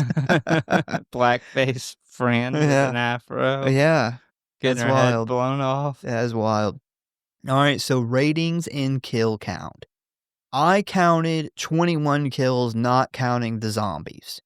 Dead Meat actually, they counted everything, zombies and all, and they actually got 143. There was no way I was doing that. Yeah. All right, so I got Roger's friend who got shot by thugs before they went in. We have 5 thugs which were shot by the police as they ran out with guns. 2 apartment people who were shot by Fat Fuck. You got Fat Fuck himself who was shot in the back by Peter. A random woman who gets bit by a zombie. We have the young cop who shoots himself in the head. Roger who gets bit by zombies/infection. We have 8 bikers who were shot by Peter or eaten by zombies. And finally, Steven, who was bitten by a zombie / shot in the arm. I want to say that that wimp SWAT guy who shoots himself, he totally it shoots himself in the face and not the head. He shoots himself in the So mouth. yeah, he like blows through his face. I mean, we don't get to see it, but clearly where he holds the gun. So somewhere out in this zombie universe is the fucking scariest zombie you've ever seen with the face blown off. Yeah, he wouldn't be able to bite people though, because his like jaw would be gone. So he's like a No, but he would useless just be zombie. scary as fuck. All right, do you remember who went first last week? I think you I did. did. Yeah. So for best kills, I went with and I don't even know if this is a kill or kills, but the bikers getting ripped apart that was fucking gnarly. That was awesome. There's no way that I couldn't go with that. My second was tough because the head explosion is awesome. But I went with the blonde zombie girl who gets shot through the back of the head and her face blown out. No, that's a good one. Yeah, I thought that perspective is in horror period is not a perspective of a headshot we get much. And then the face being blown out and the blood splattering all over Roger, I thought it was fucking really awesome. I also went with the biker who got his guts ripped out, and my second is head explosion guy, because I love Tom Savini's head explosions. They're always amazing, and I think a big part of that is because he shoots these heads with a real shotgun. I think it really adds to the effect instead of having like a squib or something blow up. He just goes for real gun, and I think that that's amazing. Yeah, so my second was it was like I said, it's really hard. If they would have shown the head explosion zombie longer was my reasoning for going with the blonde, and now I know why. They probably sped it up so you didn't Yeah, notice it looked like a woman. because it's really quick. Yeah, All right, so film rating. I rated this 4.6. Awesome, awesome zombie movie. I mean, this is a fucking classic. Anybody who's into horror and loves zombie movies obviously knows this, probably a fan. Like I mentioned earlier, the premise of it, the whole mall thing, we were so blessed to get this awesome premise this early in zombie movie making period. The special effects are obviously the shining star, Tom Savini. Of course, he kills it like he always does. There's so much awesome, like, there's so much stuff we didn't even get to talk about practical effect wise that happens in this movie, like just different bites and Oh, there's stuff that's so just much, fucking man. gnarly, or different zombies. Like in the beginning where there's all those zombies downstairs they've been keeping that he reads the last rites to, and then he lets them go in and kill. Like they're just eating body parts in this basement, and it's just there's so much awesome shit that this movie was too long for us to get to actually talk about in detail. Cinematography, there was some really awesome shots, like at the end, whenever they take over the mall and they show like the wide shot of the zombies coming across the skating rink. Like that's just one example of just awesome cinematography shots that I really liked. And then the acting, man, the chemistry between everybody, especially for two of them not even being actors.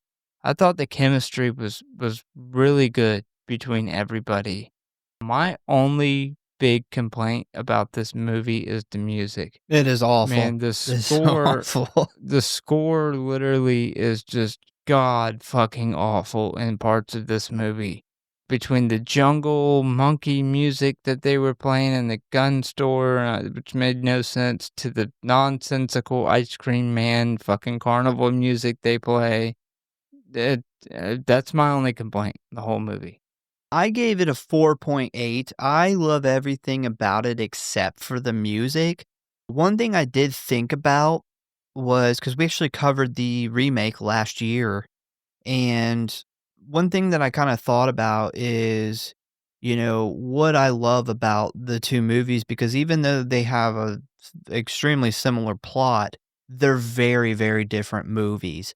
And one thing that I can say is I like the remake for the action and the zombies a lot better than this one, but this one, I really love the characters more. I think the characters are better here, and I think that they're pretty close in my opinion, but this movie really has great characters, everyone has great chemistry. I remember in the remake, there were characters that I was kinda happy to see die. Well, there was a lot more. Yeah, Like, they made a lot more, and it makes sense because malls were more popular and a bunch of people try to go to the mall. and I like the cops, the SWAT guys, so much more than I like Ving Rhames' character, the cop in the remake. He's kind of a dick. He's overwritten. He's overwritten. Overwritten badass.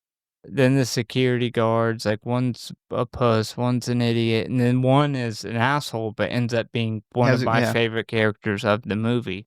Yeah, I definitely think it's unfair to compare them. This is a great movie. The music is I can't give it a 5 because of the music. Like, it's just not good. And then there's stuff like the pie scene that I just if you changed the music and you took out some of the kinda sillier things, I think it would be a 5 movie. Yeah, yeah, the pie scene and the music is what knocked it down from a 5 for me. I will say that there is so much more history-wise and effect-wise that we just couldn't talk about. This was one of the longest episodes when it comes to writing for me. It was so much to go through, so much to write. The movie itself is super long. And, even though I spent literally every day for like 7 days working on this thing, there's only so much we can include. So if you are a fan of this movie, just go look for more stuff. There's tons of documentaries, tons of information. There's books on it, just everything.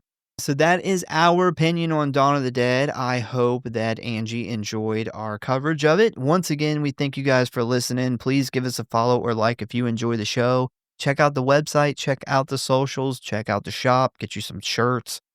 Join us next week for the OG Carrie from 1976. Tell a friend, a family member, or your local mall manager about the show, and we hope to see you next time.